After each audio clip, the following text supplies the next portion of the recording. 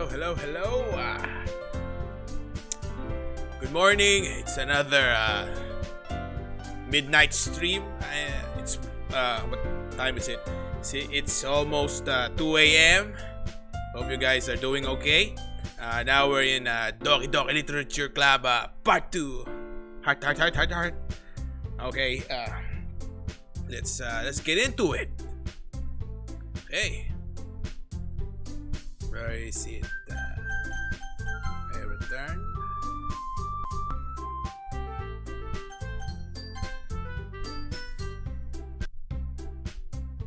Okay. Just a sec.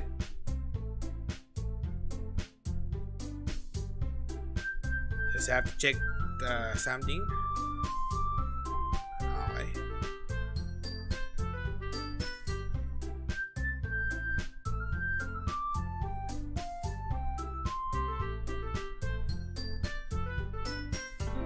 Okay, I apologize. Yesterday, shit.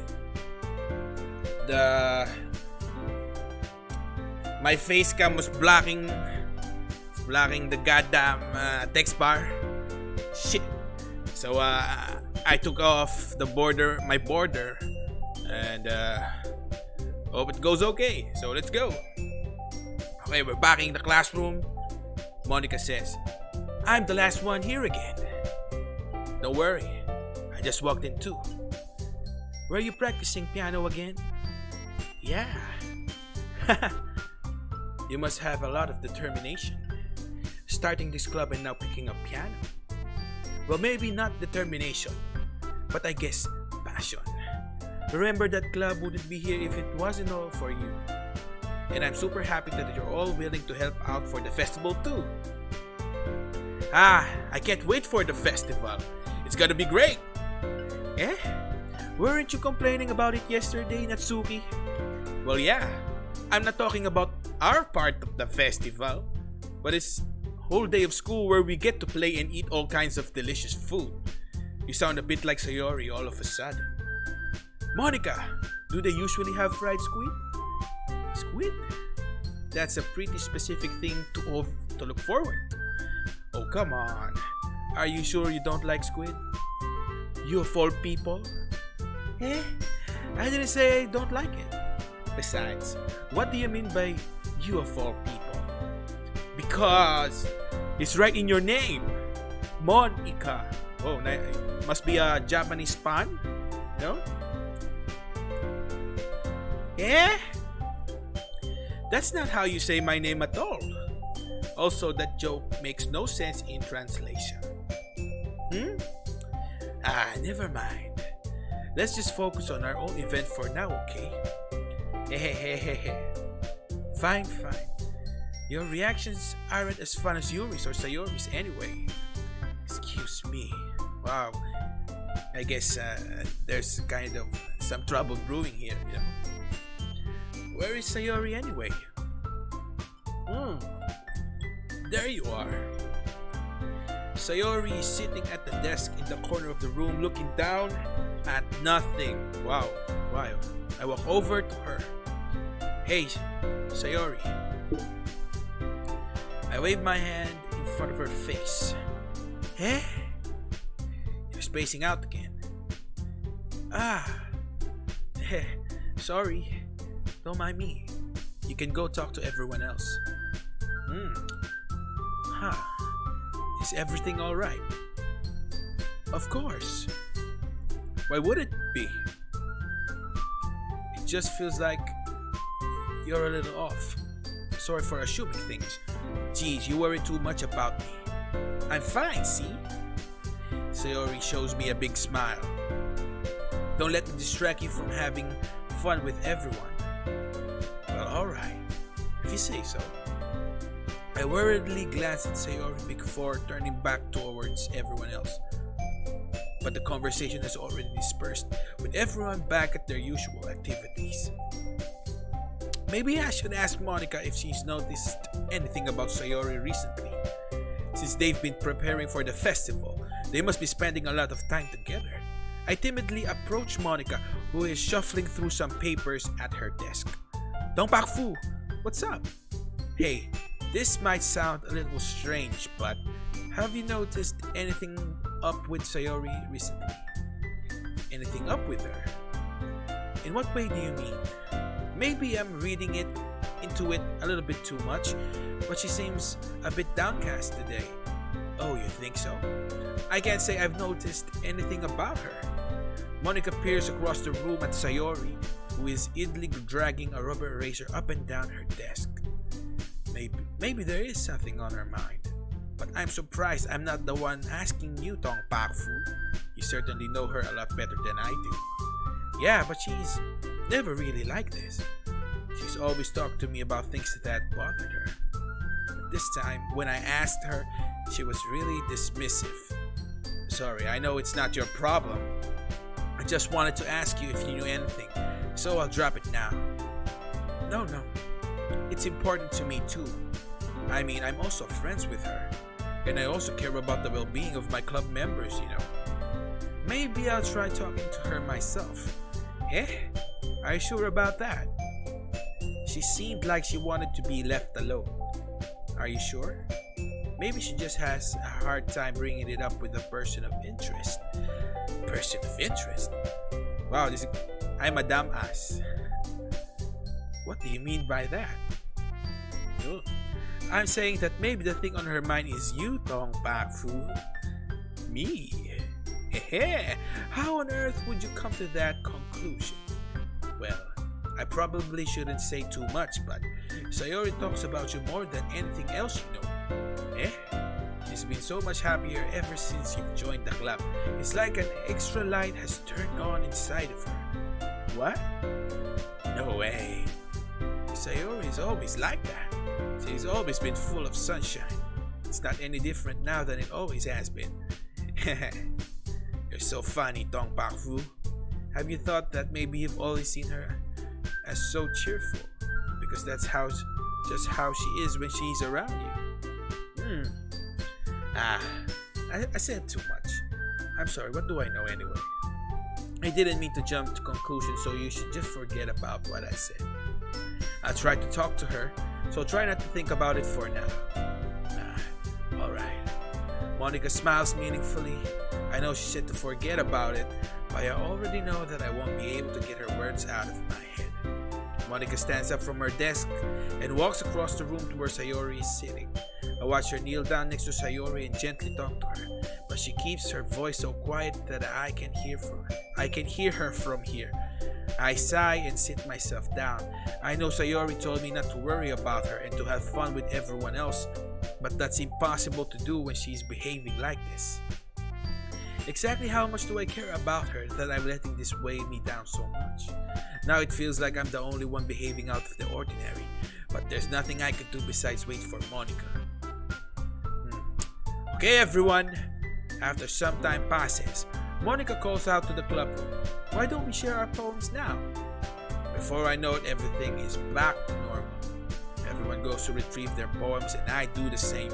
I make eye contact with Monica and she smiles at me. I wonder what she was talking about with Sayori. Okay, let's ask Natsuki first. Oh man, this is seriously a step backwards. I liked your last two way better than this one. I mean, I guess I can't be mad at you for trying different things. As long as you're not just trying to impress Yuri or something like that. Gross, wow, she really hates Yuri, you know. Okay. Like you said, I'm allowed to try new things. Why are you so emotionally invested in my poems anyway? Isn't that more of a compliment to me? Yeah. No. Gross. Wow, she's a classic tune. It's not like I care. It's just that one of us in this club has to make sure you're not slacking off. Really? Well, what if you ended up just scaring me away? It's not like you would actually do that. Yeah, you're right. It's kind of fun to hang out here, even if I have to put up with you. Ooh. Ow. Natsuki's elbow connects with my stomach. Ugh! Oh? Maybe I won't mind scaring you away after all. I was just joking. Oh, I know. Don't worry. I was too. How the hell do you call that a joke? That seriously hurt. Well, maybe it was funny to her. I guess that's kind of the point. I should really just watch my mouth around Natsuki. Anyway, Natsuki holds her poem out to me like nothing even happened. Okay. Wow, I'll be your bitch. Whoa. I'll be your bitch. Alright, let us read this beautiful poem. Your mind is so full of troubles and fears that diminish your wonder over the years. But today I have a special place, a beach for us to go. A shore reaching beyond your sight, a sea that sparkles with brilliant light. The words in your mind will melt away before the sunny glow. I'll be the beach that washes your worries away. I'll be the beach that you daydream about each day. I'll be the beach that makes your heart leap in a way you thought had left you long ago. Let's bury your heavy thoughts in a pile of sand. Bathe in sunbeams and hold my hand. Wash your insecurities in the salty sea and let me see you shine. Let's leave your memories in a footprint trail. Set you free in my windy sail. And remember the reasons you're wonderful when you press your lips to mine. I'll be the bitch that washes your worries away. I'll be the bitch that you daydream about each day. I'll be the bitch that makes your heart leap in a way you thought had left you long ago. But if you left me by your side, your own beach, your own escape, you learn to love yourself again. Wow, that's wow. I think this is her best poem yet. You know, I don't know. Sorry, I'm not deep enough to understand what this means. Maybe it's related to the protagonist. What do I know? You know, I don't know. I just don't know. Okay, yeah. I felt like I kept writing about negative things, so I wanted to write something with a nice message for once. Besides, the beach is awesome. Kinda hard to write anything negative about the beach. So you decide to write about the beach first and then came up with the message later. Yeah, well, it's only because of what happened yesterday. I mean, after Yuri and I realized we kind of wrote about the same thing. She wanted to pick a topic and have us both write about it or whatever. You can really see her doing that too. Making us write about a simple topic, then trying to impress me by coming up with something all fancy. But it's not like I care. I just did it anyway. Hello, Robbie. Hello, Carlo. Thanks for dropping by. And to my good friend Ahmad. Hello. I mean, I guess mine ended up being kind of metaphorical too. But there's nothing wrong with doing that once in a while. At the very least, it was good practice. Who should I show my poems next? Okay, let's show it to let's show it to Sayori. I think I like Yuri and Monica because I like them both. Okay. It's nice, I guess. Come on, I can already tell you don't like it. Well, you don't need to worry about what I think. After all, you wrote this for someone else, didn't you? Probably Yuri. Eh? I didn't write this for anyone specifically. Maybe. That's not really what I meant though. But it's okay. You're making new friends just like I was hoping. That makes me really happy. And you're happy too, right? In this club? Well, of course I am. Good. That's all that matters to me. Thank you, Tongpakfu. Sayori, is there something wrong? Huh? No, nothing. I'm just a little tired today. Alright. Just tell me if you need anything. I will. Don't worry about me, okay? You can go play with everyone else now. If you insist. Yay! I'm gonna go home a little bit early today. Sayori. Tell Monica I wasn't feeling well, okay? See you tomorrow. Before I can say anything else, Sayori cheerfully walks out of the classroom, humming to herself.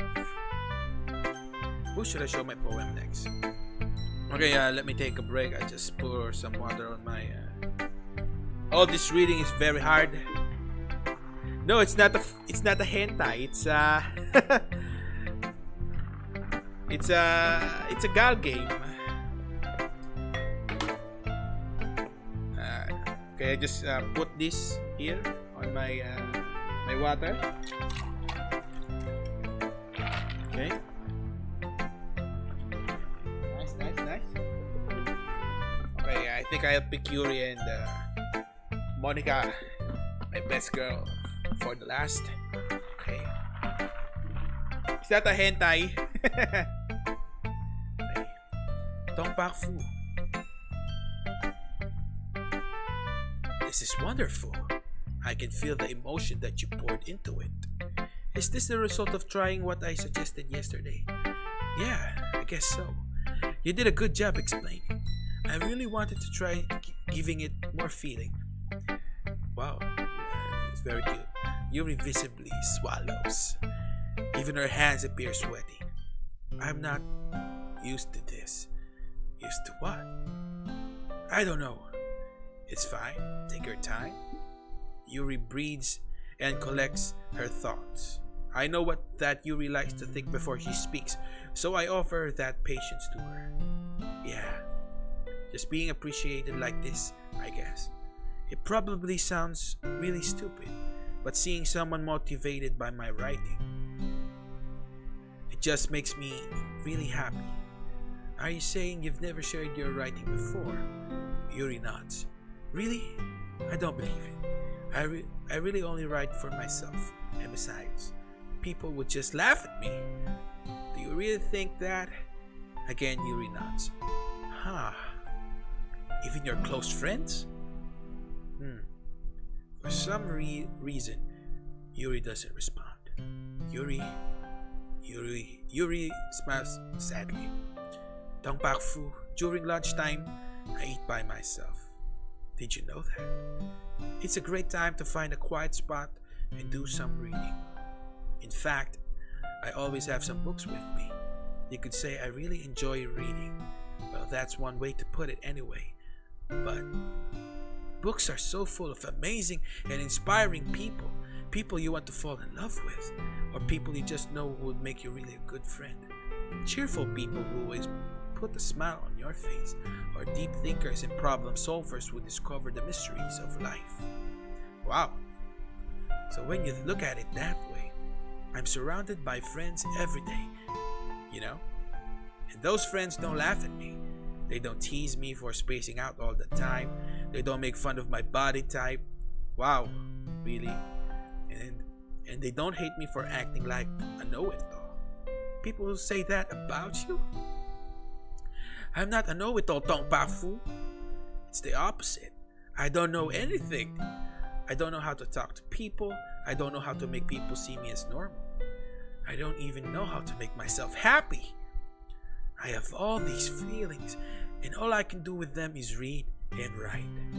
But it wasn't until now that I started sharing it with you that I really understood what was missing all this time.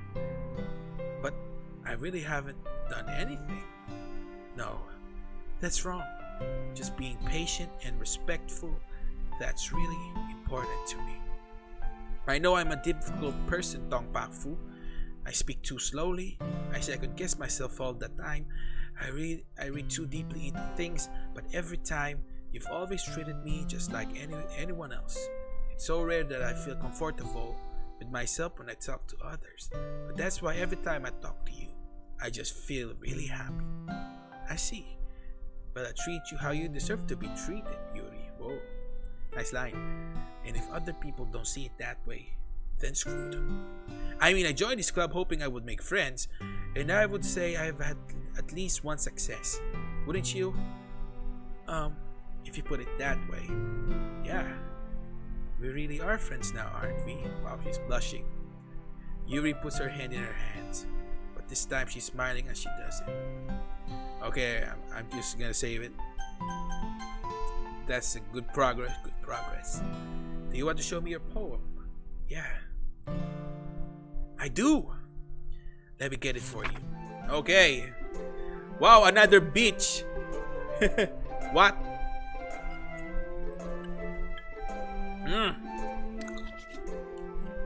So let's read it again. Okay. A marvel millions of years in the making, where the womb of Earth, what is this, chaotically meets the surface, under a clear blue sky, an expanse of bliss, but beneath grey rolling clouds, an endless enigma. The easiest mood to get lost in is one where everything can be found. Oh. Tulong didn't read. Hello, Mr. Benny. Thanks for dropping by. One can only build a sandcastle where the sand is wet. But where the sand is wet, the tide comes. Oh. Will it gently leak at your foundations until you give in? Or will a sudden wave send you crashing down in the blink of an eye? Either way, the outcome is the same. Yet we still build sandcastles. I stand where the foam wraps around my ankles, where my toes squish into the sand. The salty air is therapeutic. The breeze is gentle, yet powerful. I sink my toes into the ultimate boundary line, tempted by the foamy tendrils. Turn back and I abandon my peace to erode at the shore. Drift forward and I return to earth forevermore. Very deep. Very beach. I'm aware that the beach is kind of an inane thing to write about, but I did my best to make a metaphorical approach to it. Yeah, Natsuki already told me about it. Natsuki also wrote a poem about the beach. Yeah, I don't know what the fuck they mean about it, you know. She did? She didn't say anything weird, did she? She just wanted us to write about the same topic again. Oh yeah. Oh, okay. I think I missed out on that one. I think that maybe they... Shit, I don't remember. Because both of them wrote about the beach. I suppose to better compare the differences in our writing styles or thought processes. Anyway, it was her idea. Knowing her, it's no surprise that she'd want to do something like that. She probably just wants to show off. Oh, man. It's not like I have a particular interest in her writing style. I just went with her request. But I suppose it's not so bad to write about something simple on occasion. It can be refreshing, you know. It's good for me to calm my thoughts once in a while. Yeah, I think I agree. Thanks for sharing. Okay, my best girl. Hi, Tompafu. Have you thought about what you want to submit to perform at the festival? Well, being in this club is one thing, but performing in front of a bunch of people, I'll have to give it some more thought. Okay, no pressure. But whatever you do, I'm sure it'll turn out great. It would also make me happy to see. Anyway, let's take a look at today's poem. Sure. I let Monica take the poem I'm holding in my hands. Great job, Tongpakfu. I was going in my head while reading it. It's really metaphorical. I'm not sure why, but I didn't expect you to go for something so deep. I guess I underestimated you. It's easiest for me to keep everyone's expectations low. That way, it always counts when I put in some effort. That's not very fair. Well, I guess it worked anyway. You know that Yuri likes this kind of writing, right? Yo, Robbie, Tongpakfu, what's up? Writing that's full of imagery and symbolism. Unlike Sayori, who likes using simple and direct words to describe happiness and sadness, Yuri likes it when readers are left to derive their own meaning out of it. It's very challenging to write that effectively, both allowing people to get something out of it just by feel or letting them deeply analyze all the nuances. It can take years of practice, which I'm assuming Yuri has at this point. I never really asked. I'm sure I'm nowhere near her level yet. Don't worry so much about that. You do your own thing. Just keep exploring and learn by trying new things. Anyway, I'll share my poem with you now, alright? Okay, let's see her poem. Must be a good poem. She's best girl. The lady who knows everything. An old tale tells of a lady who wanders the earth. Wanders earth, the lady who knows everything. beautiful lady who has found every answer, all meaning, all purpose, and all that was ever sought. And here I am, a feather, lost adrift the sky, victim of the currents of the wind. Day after day I search with little hope, knowing legends don't exist. But when all else has failed me, when all others have turned away, the legend is all that remains, the last dim star glimmering in the twilight sky. Okay, there's missing, I don't know, there's a G missing here. Until one day the wind ceases to blow, I fall and I fall and fall and fall even more, gentle as a feather, a dry quill, expressionless. But a hand catches me between the thumb and forefinger, the hand of a beautiful lady. I look at her eyes and find no end to her gaze. The lady who knows everything knows what I am thinking. Before I can speak, she responds in a hollow voice. I have found every answer, all of which amount to nothing. There is no meaning, there is no purpose, and we seek only the impossible. I am not your legend does not exist. And with a breath, she blows me back afloat, and I pick up a gust of wind. Okay, it's very deep.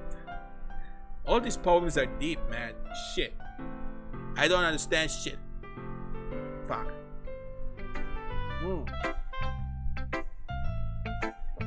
Feel like learning and looking for answers are the sorts of things that give life meaning. Not to get too philosophical or anything, but this was kind of on my mind, so that's what I wrote about. I see. I never really put much thought into it. In a way, it's almost paradoxical, because if we had all the answers, wouldn't the world start to lose its meaning? You know, there's one thing I noticed. It seems like everyone in the club prefers writing about things that are more sad than happy. Are you surprised? I mean, if everyone was okay, we wouldn't really have anything to write about, would we? Humans aren't two-dimensional creatures. I think you'd know that better than anyone. You mean one-dimensional? Ah, yeah, that. Anyway, here's Monica's writing tip of the day. Are you ever too shy to share your writing because you're afraid it's not that good? It can really be disheartening to get a lukewarm response to something you put so much into. But you find other people who enjoy writing, then sharing becomes a lot easier. Because instead of just telling you that your writing is good, or okay, or bad, they'll want to focus more on everything that went into it and the things you can work on. It's much more encouraging that way, and it will make you want to continue improving. Oh, that's a nice tip. It's almost like having your own little literature club, don't you think? Rough God. Hello, Ron. Thanks for dropping by. I'm sorry, I'll be installing Dead by Daylight soon. I apologize. I'll see. We'll be playing that game soon. That's my advice for today. Thanks for listening. Okay, you three. Okay, Sayori went home, so I think it's just 4 of us here. We're all done sharing poems, right? Why don't we start figuring out? Hold on a second. Is it just me, or did you say something strange just now? Something did sound a little bit unusual. That's right. You deviated from your usual catchphrase when addressing the club. Catchphrase? I don't have a catchphrase. Jeez, why is the mood so weird today? Okay, I'll be wrapping here. Why is the mood so weird today? Look, even Yuri isn't immune to it. Stagnating air is common foreshadowing that something terrible is about to happen. In your books, maybe. Look, the only thing different is that Sayori isn't here. It seems you're right. Sigh. Sayori always helps lighten the mood a little bit, doesn't she? Excuse me. It's almost like everyone's balance is thrown off a little when she's not around. Use voice change. I'm sorry. Alright, Jigo, thanks for dropping by. Thanks, man. Where the heck did she run off to anyway? I thought she just went to pee. Natsuki, please show some decency. Oh, come on. She actually wasn't feeling too well and went home early. Is that so? I hope she's alright. Seriously, of all the times to not go home with her, you pick the time she's not feeling well? So much for you two being all lovey-dovey. No. First of all, stop misunderstanding my friendship with Sayori. And second, she's kind of been avoiding me today, so I didn't want to force it. Oh? That curious expression coming from Yuri of all people? Calm down, guys. I talked to her earlier and everything is fine.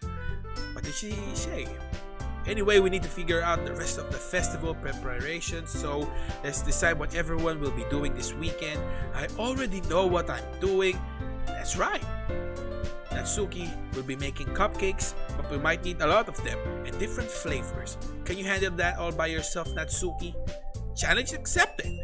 And as for myself, I'm going to be printing and assembling all the poetry pamphlets. Sayori will be helping me design them. And as for Yuri, you can,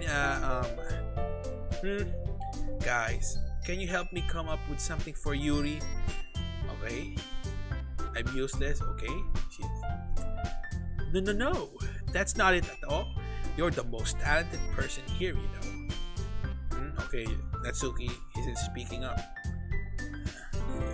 I think she must really hate Yuri. Now Natsuki's pouting too. Jeez, even I can tell now. I guess I never gave Sayori enough credit, but I can tell things are even harder on you when she's not around. Nah, that may be the case.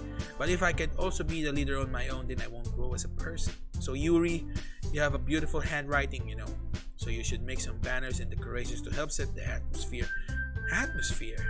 About that, I love atmosphere. Yuri's expression suddenly changes as she stares at her desk in focus and starts nodding to herself. Your mind is already racing, I see. That's great. You'll be a wonderful help, Yuri. But anyway, that just leaves you, Tongpaku, the one who is truly useless. Don't say that. In fact, both Natsuki and Yuri have some pretty heavy tasks to handle. It will probably go a long way to give one of them a hand. You could always help me out as well. I would be really appreciative of that. Is Monica suggesting I spend the weekend with one of my club members? How on earth are they going to respond to a suggestion like that? I suppose I wouldn't mind a bit of help. Well, even if you don't know how to bake, there's always some dirty work I could give to you. It's not like Monica's going to give me a choice, and you shouldn't be sitting on your butt anyway. Natsuki tries to mumble a bunch of excuses like that.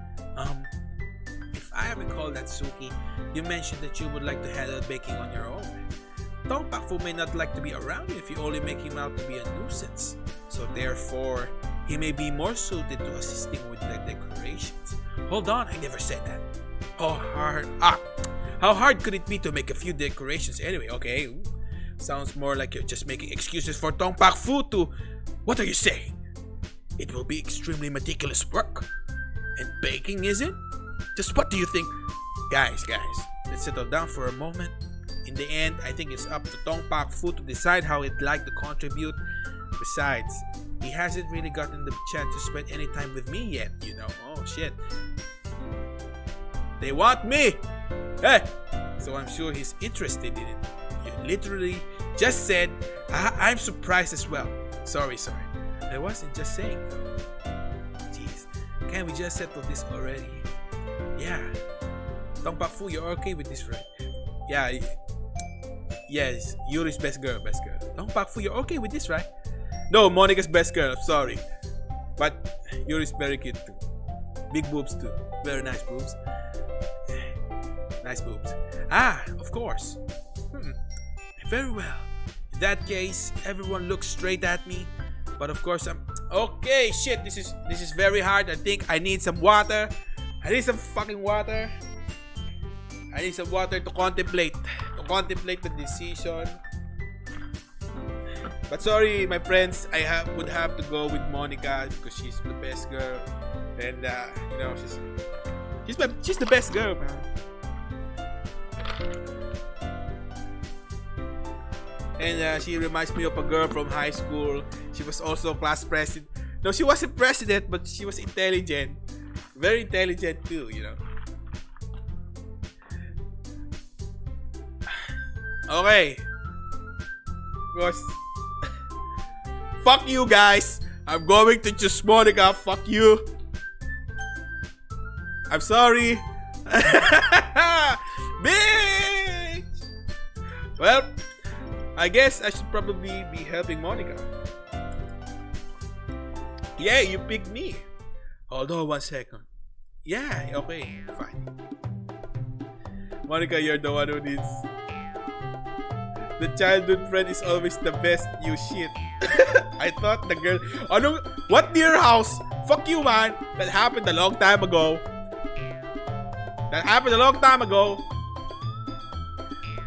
It's a trap. I choose Natsuki. Sorry. I choose the best girl for me. Which is clearly Miss Monica. I'm sorry. I apologize. But I agree with Natsuki. Not only is your work already most suitable for one person.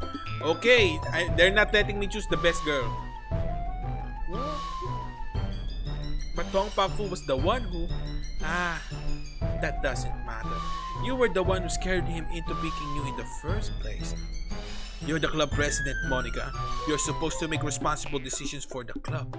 Monica, you shouldn't let any ulterior motives interfere with this decision. Ulterior motives? What are you saying, Yuri? In fact, it sounds like you guys are the ones with ulterior motives. Excuse me? Otherwise, this wouldn't have been made into such a big deal in the first place. Okay, it's a Royal Rumble now. Okay, shit, man. That's completely false, Monica. Yeah! We have a lot of work to do, you know. We won't do as good of a job if you make us work alone. Maybe that's true. Think of the club, Monica. Okay, they're guilt-tripping Monica right now. If we want our event to succeed, then we need to appropriately distribute our resources.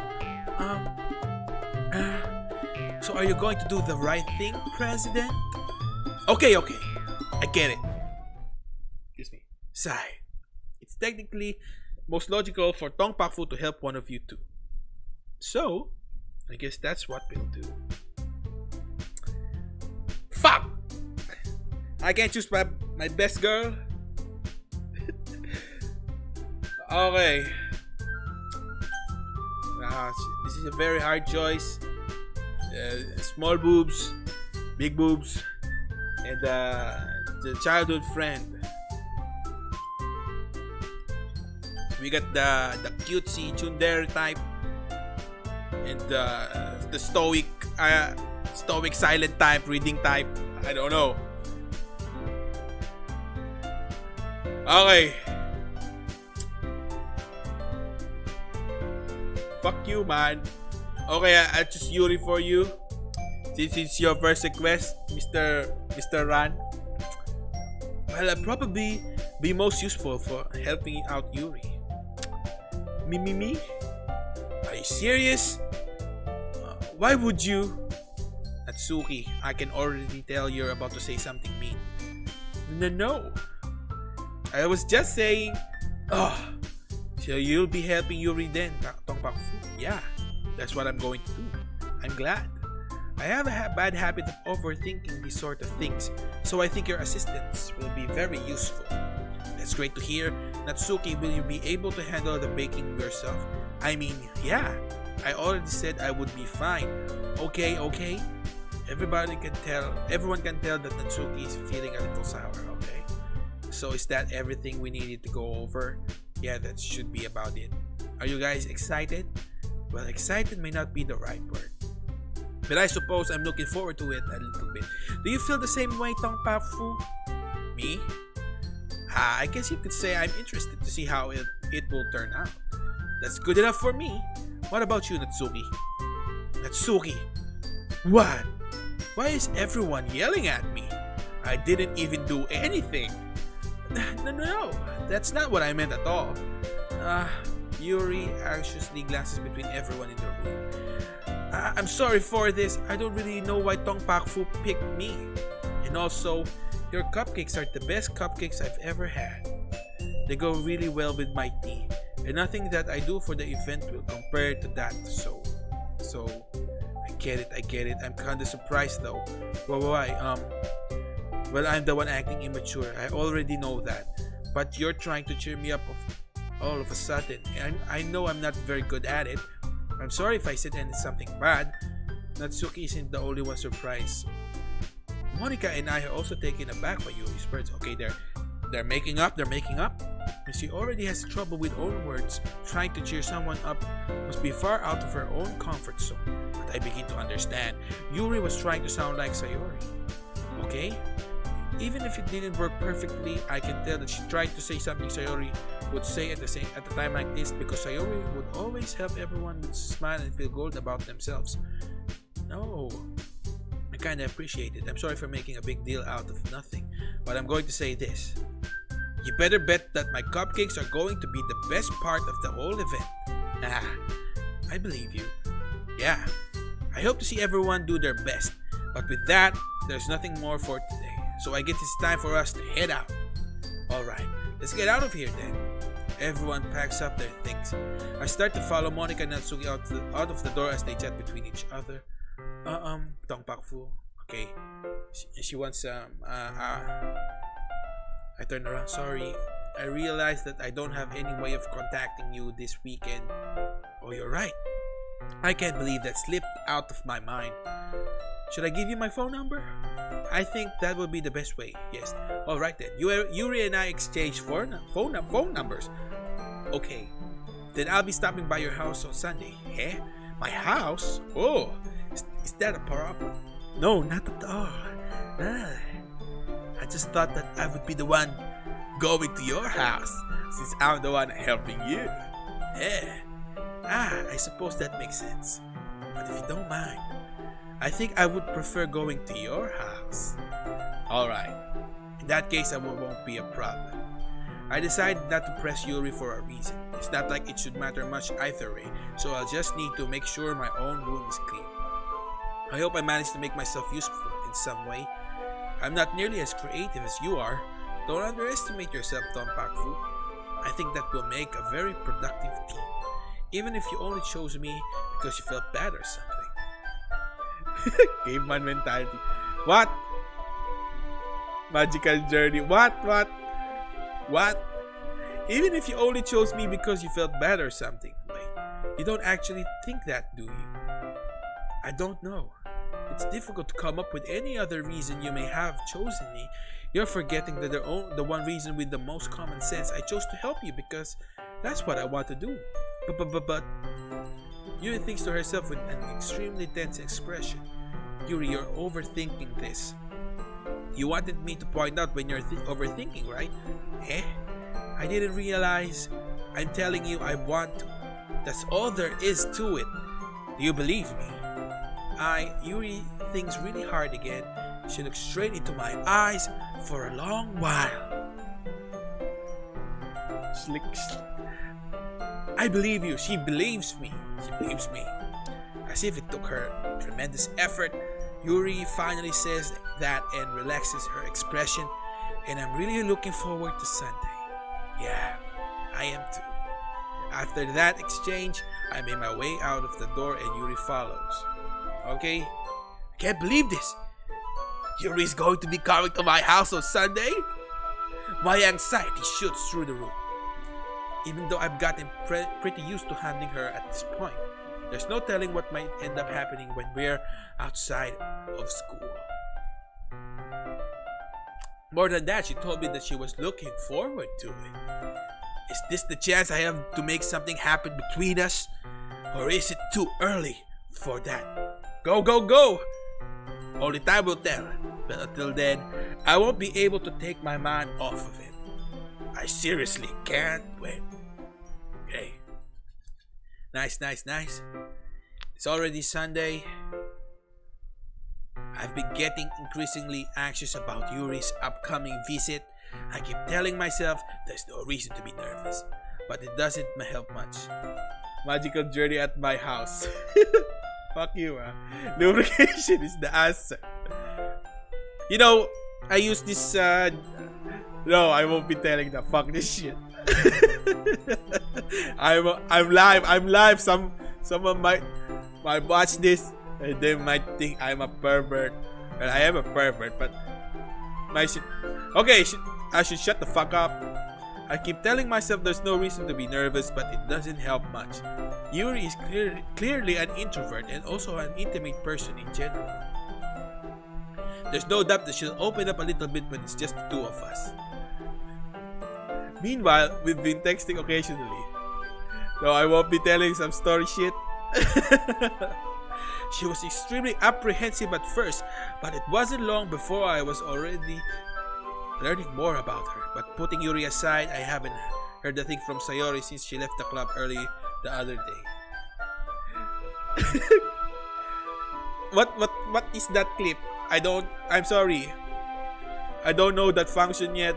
It's been It's been my 5th day streaming. Shit, I don't know, man. Let me link. Give me the link after you've done it. I don't know. I don't know how you do that. It's not like we text each other all the time or anything, but I've been worried about her in the back of my mind. Between what Sayori said and what Monica said. Is it really okay for me to put Sayori's feelings aside when she might need me? Many water in the venues. Okay. Okay, this is a classic man dilemma. Dilemma. You know, who should we choose? Should we choose Sayori, the childhood friend, or should we choose Yuri, the cute big boob girl? You know, the protagonist is having second thoughts. You know, it happened to me. I bet it happened to you guys. I'm sure you guys experienced this. But okay, let's get on with it. I decided to visit Sayori before Yuri comes over, rather than asking my sibling to tell her I'm coming over, much like we've done in the past. Once I reach Sayori's house, I knock on the door before entering it myself. Again, we used to play so often that we made it a bit of passive ending ourselves like we were family. Choose the plot. The house is quiet. Okay, let me just drink some water. Put some water here. I'm using my jug right now. Pouring some water. Okay, it's done.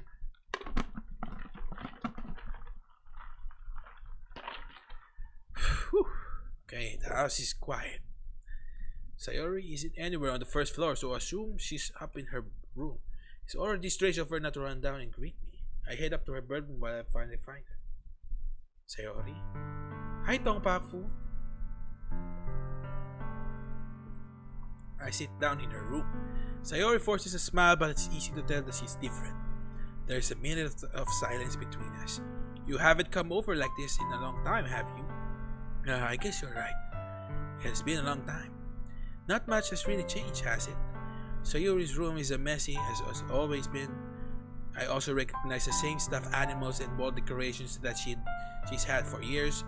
If you came over more often, it wouldn't be such a mess. That's because I ended up cleaning it for you. Excuse me. How come you suddenly wanted to come over today? Aren't you supposed to see Yuri today? Yeah, but wait, how did you know that? Sayori had already left by the time we decided the last meeting. Monica told me. Wow, it's only natural for her to keep me informed about the festival preparations, right? That's true. What about you? Aren't you going to be helping Monica today? Of course, but I'm just helping her online. We didn't plan to meet up or anything. So it's just me and Yuri then. Yep. There's more silence between us. Sayori stares in a random direction. Everything about her behavior is really uncharacteristic. I finally get to the point. I just wanted to see how you were doing after you left on Friday. When something's wrong, you can't hide it from me. I know you too well. So, Sayori smiles, shaking her head. That's no good, Tongpaku. Why can't it just be like it's always been? This is all my fault. If I didn't get so weak and accidentally express my feelings, if I didn't make that stupid mistake, then you wouldn't have been worried about me at all. You wouldn't have come here. You wouldn't have been even thinking about me right now. But this is just my punishment, isn't it? I'm getting punished for being so selfish. I think that's why the world decided to have you come over today. It just wants to torture me. Sayori. I grab Sayori by the shoulders. What on earth are you saying? Are you listening to yourself right now? I know something happened to you. There's no other explanation for you to be like this. So tell me already. Until I know, I won't be able to stop thinking about it. Sayori gives me an empty smile. You really put me in a trap, Tong Pak Fu. But you're wrong. Nothing happened to me. I've always been like this. You're just seeing it for the first time. Seeing what? What are you talking about, Sayori? Hehe. You're really just going to make me say it, aren't you, Tong Pak Fu? I guess I have no choice this time. The thing is, I've already had a bad depression my whole life. Did you know that? Why do you think I'm late to school every day? Because most days, I can't even find a reason to get out of bed.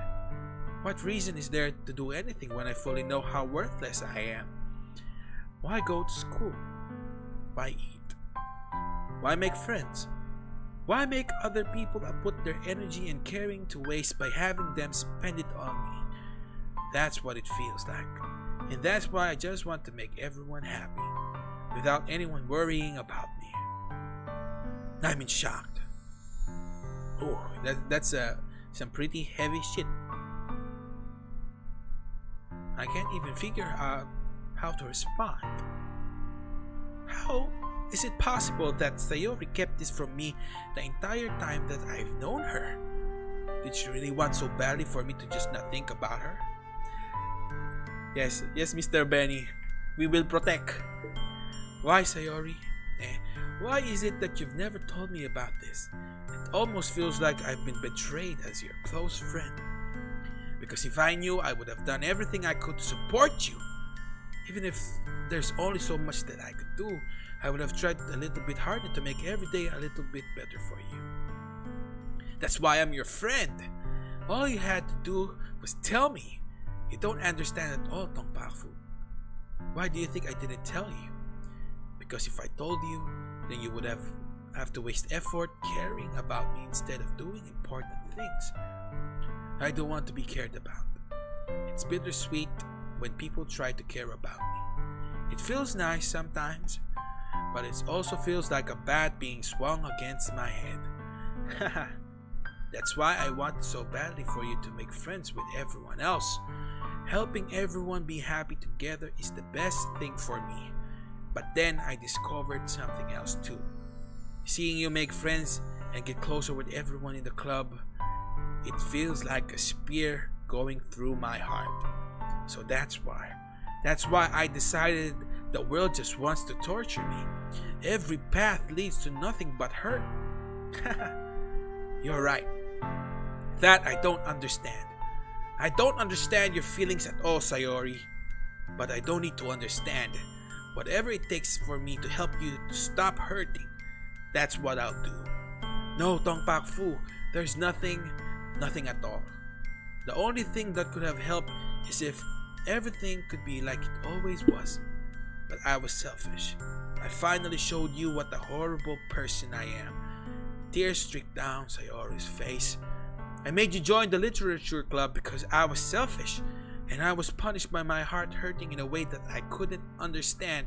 And now you came here and I made you hurt too. I'm just weak and selfish. That's all I am. That's why I'm going to accept these punishments, because I deserve every last one. Without thinking, I once again grabbed Sayori's shoulders. This time I pulled her into a tight embrace. Tong Pak Fu. Sayori, I don't care if you feel selfish. I'm really happy that you convinced me to join the club. Seeing you every day makes it worthwhile enough.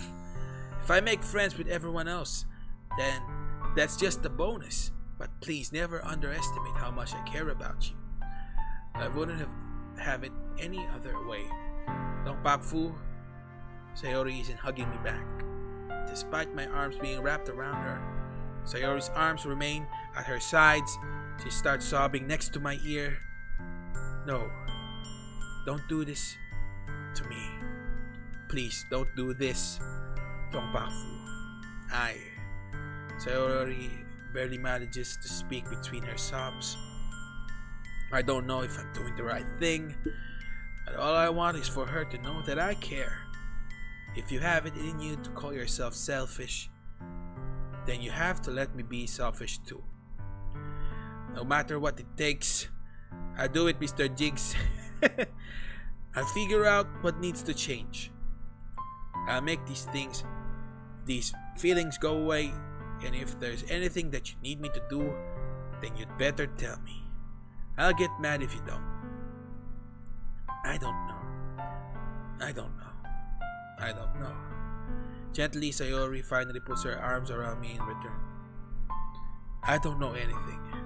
It's really scary. I don't understand any of my feelings, Tong Papfu. The only time I'm not feeling nothing is when I'm feeling pain. But your hugs are so warm, and that's really scary too. Sayori lets me go. She does so I let her go as well. The festival is tomorrow. Yeah, it's going to be fun, right? Yeah. How would you like for me to spend it all with you? Yeah, it's what I want. I promise. I think that would be nice then. Yeah. Sayori wipes her eyes. If I could spend the whole day here, I would. Of all days, this has to be the one where I have other plans. Maybe I should cancel. No, don't. Please don't. If you did that, then I really wouldn't forgive you. But it's almost time for Yuri to meet me at my house. At the very least, do you want to come along and help out? It would be fun. To my surprise, Sayori shakes her head. I'm sorry. I don't know if that will be very good for me today. You understand, right? It's kind of hard for me to fully understand, but I'm trying my hardest. It's okay. Don't worry about it too much. I'll see you tomorrow, okay? Alright. I look forward to it. I say goodbye to Sayori and exit her house. On the way home, I find myself still feeling uneasy. But it's hard for me to keep thinking about it when when Yuri is about to come over too. I think Sayori is right. I shouldn't be worrying too much, and we're definitely going to have a great time tomorrow. I should just focus on what's ahead of me.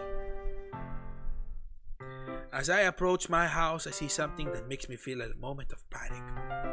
Yuri? This turtleneck is very nice. Very, very nice. Thank goodness, you're a little early. I'm sorry I wasn't home yet. Were you waiting for a long time? No, I just got here. But I started to get really nervous when nobody answered the doorbell. You always could have texted me. If I had known, I would have reassured you and hurried more on my way home. I suppose that's true. I didn't think of that for some reason. It should be common sense to do that, but I decided to ignore it. Anyway, let's go inside. I see you brought a lot of stuff with you. That's right. And did you manage to find everything I asked for you to buy as well? Yeah, pretty much. At least I hope I got everything right. I'm sure it will be fine. Oh, I have a nice house. Nice room. Nice room. The first thing she does is glance around curiously, which makes me feel anxious. My body is red. It's so clean. I cleaned it before you came over, so that's very considerate of you to do. No. I would be really embarrassed for my own room to be a mess while you were here. Well, I do enjoy cleaning. I would have gladly helped you clean, if you know what I mean. Yeah. That would be even more embarrassing. Wait, don't look in there. I snatched Yuri's wrist, which was in the process of opening a desk drawer of mine. I'm sorry. I wasn't thinking for some reason. I was just spacing out. It's fine. It's fine. I let go of Yuri's wrist. She puts both of her hands firmly in her lap as if making sure she's tracking them. So, should we get started? Yes. I have a few things that you can help with. Decorations and other atmospheric enhancements. You know, mood lighting, aromatherapy candles. Oh wow. I didn't know you planned on taking it that far. Of course. I want to help take our guests to a faraway place. Although many will stop by just out of curiosity. And for cupcakes, I guess. I'm determined to provide an experience that will leave them wanting more. That's great. It's easy to forget that you're a pretty intense person.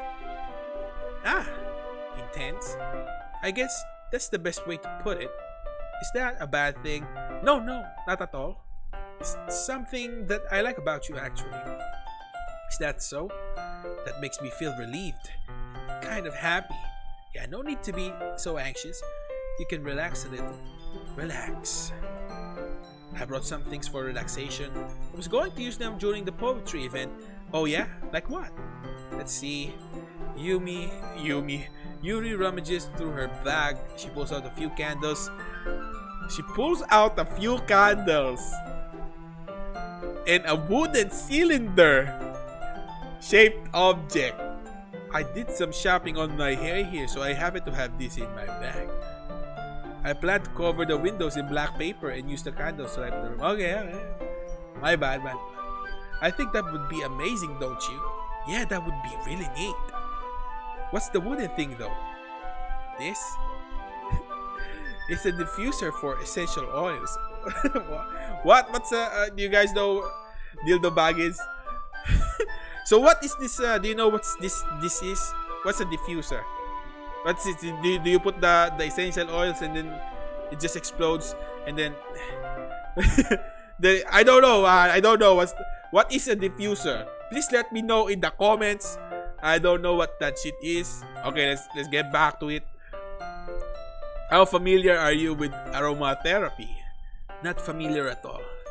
Is that so? So she's kind of into this aromatherapy stuff now. It's one of my favorite contributors to a positive atmosphere. Depending on the oils or herbs you choose, you can change the mood of the air itself. You can even feel it permeate through your body. Relaxation, positive energy, romance, reflection. Excuse me. It's almost like magic. Yuri takes the cylinder and pushes the switch on the bottom. Okay. In just a moment, a thin ray of vapor begins to spout through a small hole on the top. Wow, that smells wonderful. What kind of mood is that one for? This is a jasmine essential oil. It smells a little sweet and flowery, right? Yeah, that's a good way to describe it. I chose jasmine for the event because it provides more than relaxation. Jasmine enhances your emotions and helps you feel them flow through your body. You feel warmer and your heart pounds more heavily. Don't you think that would be perfect for sharing our poems? Fuck you, ho! That's not for sharing poems. Suitable. But you seem to know a lot about this, so I'll trust your opinion with anything. But shit, man, what do I know? Yuri smiles gently, clearly enjoying herself. She again reaches to her bag and pulls out several spools of thin ribbon. Okay. What are those for? Oh, okay. Okay, the little box things, you know, I think we have a diffuser here in the, yeah, I think I know that. Yeah. Thank you. Thank you, Mr. Ran. Well, did you purchase the origami paper I asked you to get? Yeah, I have it over here. We won't be using the paper for folding the origami. What I'd like to do is write a different... Oh shit. Well, we'll need about 100 of them. Oh yeah? What will those be used for? Ah, okay. Yeah, okay. So that is the what. Well, I'm going to cut the pieces of ribbon to hang from the doorway of the classroom. Then we can fasten the paper onto the ribbons to create a doorway curtain. Wouldn't that be beautiful? It would also catch the eye of those passing by the room. It may attract some to peek inside. That's really creative. I had no idea you'd be so good at this, Yuri. Is that so? Well, I suppose I do get a little intense, as you put it. Yuri giggles with red cheeks. Is it just me? Or is she more relaxed when it's just two of us? Or maybe it's the excitement she feels from sharing something that she enjoys. Here's a marker, Tongpakfu. You can write any characters you want. I'll help you once I finish cutting the ribbons. Alright. Sitting on the floor together, the two of us get to work. I carefully draw a different character on each paper, doing my best to manage my bad handwriting. Yuri unravels a long strand of red ribbon to her desired length. Then she reaches into her bag once more and pulls out a pocket knife. The knife is strangely beautiful. Hello, Mr. Darian Skikes. Thank you for the heart. Smexy tayo by Mr. What? The silver handle has an intricate pattern of waves etched into it. The blade itself is gently tinted blue. That's no ordinary pocket knife. Shit, the fuck is this bitch doing, man? It looks really fancy. Well, embarrassed, Yuri looks away. What is it? You're going to think it's weird. Yuri, whatever it is, I have no reason to judge. To each their own, you know. If you promise you won't be weirded out. Yeah, I promise. Alright? The thing is, I'm kind of into knives. They're just, okay, guys, that's just a red flag. It's a red flag, man. Just get the fuck out.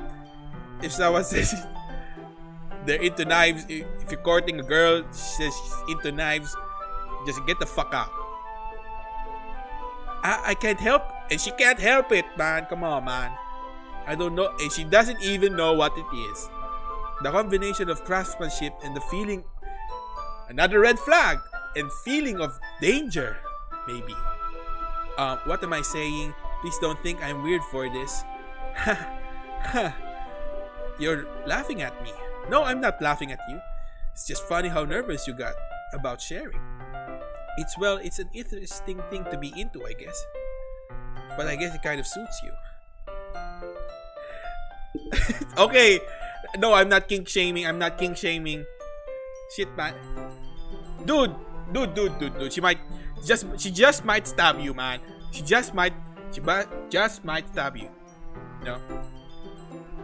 But that shit happens, you know. Yeah, it's kind of intense, haha. Besides, it's a really cool looking knife. I can't deny that. It is, isn't it? Yuri relaxes her expression once again. Would you like to hold it? Sure, I'll check it out. Yuri carefully hands me the knife with the handle facing me, okay? She hands me like this, okay? She has some sense. Let's stab her first.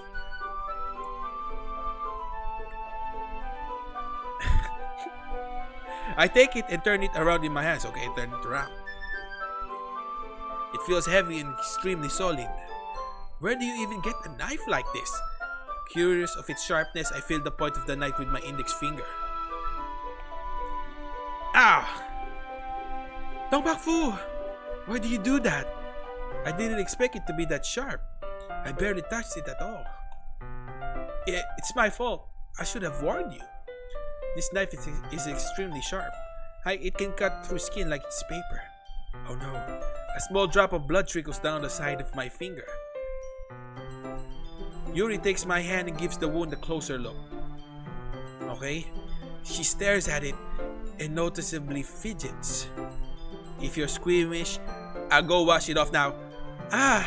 Without warning, Yuri puts my finger in her mouth and licks the wound. I told you, man. That's a massive red flag, man. I feel her tongue curl around my finger. Startled, I instinctively pull my hand back. Oh, please forgive me. I wasn't thinking. Yeah, bitch wasn't thinking, man. Yuri lowers her head, her face burning up. Yuri, that's the most embarrassing thing I've ever done. How could I do something like that? I'm sorry. I'm not kink shaming, man. It's just... Sure, it was a little weird and it took me by surprise. But I guess she was just trying to help, right? Yuri, I think you're overreacting a little. She doesn't lift her head. What if she doesn't recover from this for the rest of the afternoon? Alright, you know what? This might be a stupid thing to do, but I do it anyway. I take Yuri's hand and lick her index finger in return, okay? Dong Bak Fu! Did you really just do that? Now we're even. Yuri just looks at me like I did something wrong. I knew that would be a bad idea. This me. It's not for the sweet aroma of jasmine oil, the air would be extremely heavy right now. You're so weird, Tongpafu. Yuri giggles shyly. Eh, Yuri calling me weird? I have no response to that. Where do you keep your bandages? I don't think I need one actually. It was a tiny cut. Look, it already stopped bleeding. I see. That's relieving. The tension is quickly lifted. We each resume our respective activities. I watch Yuri's knife cut through the ribbon like it's nothing but air. Meanwhile, I continue to make progress on the paper. After we finish attaching the paper to the ribbons, we lay them all out side by side. It looks better than I expected it would be, effectively as a door curtain. It looks great. Good thinking coming up with this, Yuri. Thanks. It's just something I saw online, really. Are you ready to move on to the next task? Yeah, let's do it. What do you have in mind? I'd like to create a banner. That's why I asked you to buy paint tablets. That's right. One of them items Yuri had asked me to buy was a skit of watercolor paint tablets. We'll need about 6 cups of water to put each of the tablets in. Do you mind fetching those for us? Of course not. 6 cups of water. I'll be right back in a minute. Thank you very much. Oh, and just a little bit of water is okay. If you fill the cups too much, it will be too diluted. Taking Yuri's advice, I decided to use a small plastic bathroom cups rather than I put them on a plate to catch any paint that drips and then bring it back into my room. Yuri, yes, I come in to see Yuri quickly unrolling her sleeve, pulling it back over her arm. Nothing. Your face is a little red. Is it too hot in here or anything? No, not at all. There's nothing wrong, so let's mix the paint. Yuri hurriedly dismisses me and takes it upon herself to unwrap the tablets, dropping them into the cups. So, I thought we would do something simple that would look very nice. I'd like to paint a gradient across the banner, starting with the colors for a sunrise, then daytime, then sunset, and nighttime. Once it dries, I'll write an inspirational quote across the banner. We can hang it on the wall behind the podium at the front of the classroom. Neat. What are you going to write? Well, it will be more fun to surprise you. Yuri smiles at me, if you say so. After rolling out the banner, Yuri and I kneel on the opposite sides so we don't get in the way of each other. Yuri uses a brush and adds a few dots of different colors across the banner to serve as a color guide when we paint. This kind of reminds me of elementary school. Painting on a banner with watercolors feels a lot like our art class projects we had back then. It's relaxing. I'm sorry if this feels too childish. No, I didn't mean it that at all. It's kind of fun, you know. Yeah, it is fun. I'm glad you feel that way too. Yuri stops painting for a moment, thinking to herself, for me, I don't need to go out and do crazy things to have fun. In fact, I usually don't even want to. I just like when I can spend some time with another person, even if it's something simple like reading. It doesn't even matter if you don't talk too much. That's nice. Just having a friend next to me makes things feel a little nicer. I think that's all it takes for me to be happy. Is that so? Even if Yuri and I are quite different, I can understand where she's coming from. I feel that way about things like anime and games, where simply sharing the experience with someone can make me happy. I think I feel the same way. Yuri gently smiles. I knew you'd understand. Yuri leans over the banner to grab an unused paintbrush, but I move at the same time, causing my head to bump into hers. Kya! Sorry. Yuri reels back and I quickly lift my hands in surprise. Are you hurt? No, I'm not hurt. It just startled me, that's all. You're sorry. I should have asked you to get it for me. It's not your fault. Your face. There are drops of paint on Yuri's face and neck. Is there something on my face? Yeah, I accidentally got some paint on you. Sorry, it's totally my fault. I'll get the towel right away. I rush out and fetch a small towel. Then I dampen it with hot water. Yeah. I return to my room and kneel back down in front of her. Oh, here. I pat down Yuri's face and neck with the towel. Ah, is something wrong? It's hot. I just didn't expect it. Sorry. I didn't want to use cold water. Hello, Mr. Mark Regino. Thanks for dropping by. I retract my hand, but Yuri suddenly holds my wrist. Wait. Eh? Just for a little longer. It feels really nice. I keep my hand still against Yuri's neck. She looks into my eyes. It's an intense expression that I recognize from when she reads her books. Almost as if she's lost in a daze, enveloped by her own thoughts. She breathes gently, half through her slightly parted lips. What is happening? Is it the aroma of the jasmine oil, giving me this dizzy feeling? Yuri's gentle fingers wrapped around my wrist send a tingling sensation through my arm. And suddenly, her face seems to be much closer to mine than it was just a moment ago. Excuse me. Yuri slowly pulls away. Sorry, I've been feeling a little lightheaded today. I didn't mean to space out. It's fine. The moment is over as soon as it began. Yuri picks up her brush again, but her movements seem clumsier as she's unable to focus.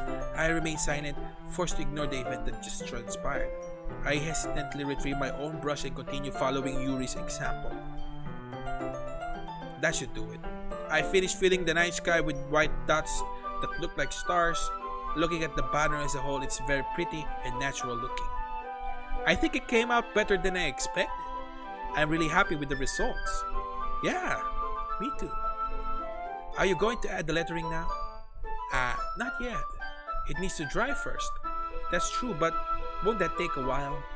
Well, perhaps it would be best to leave it here, then have you bring it in the morning.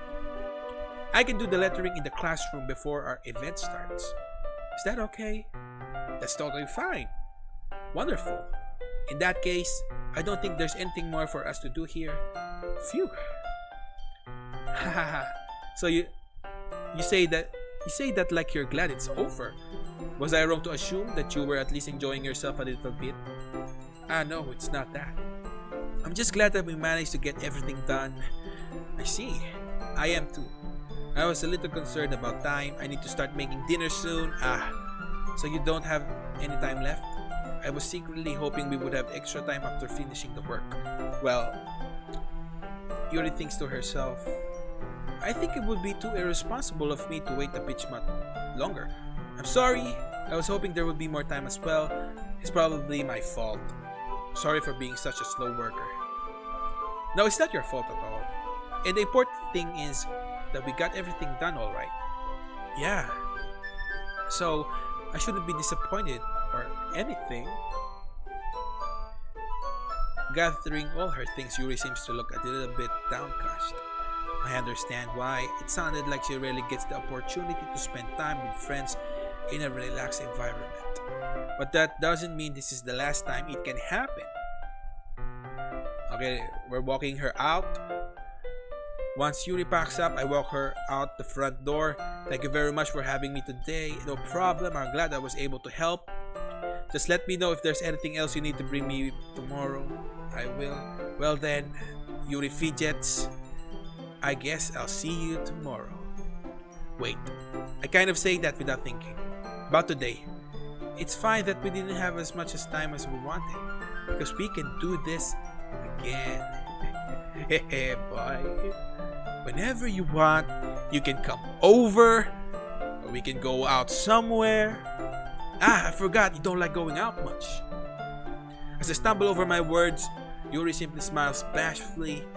Anyway, you know what I'm trying to say, so you're very thoughtful, Tongpaku. Yuri takes a step closer to me, then briefly squeezes my hand. Okay, she moved a little bit closer. I think she's too close, but okay. I kind of like that about you. Well, how am I supposed to respond to that? But I don't even get the chance to. As Yuri suddenly pulls back. Whoa, is this Sayori? Oh shit! Oh shit! Okay, I just need to pee. Fuck, man. Okay. Okay, the channel him. Okay, I just need to pee. This is a very eventful. I don't want. Okay, I'll be back. I'll be back.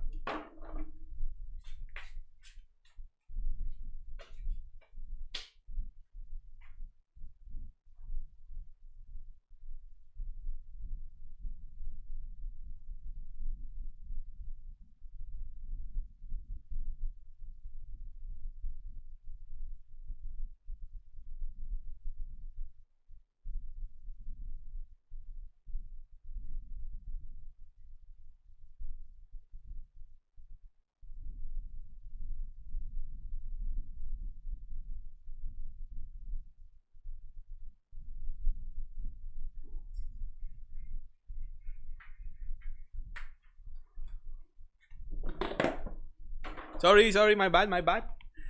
My bad, my bad. I'm sorry for that stuff. I need to beam, guys. Come on, man. I don't want to spoil. Come on, man. This is some serious shit, man. Come on. Okay, let's get into it. Yeah. Ah. Hi, Tong Pak Fu.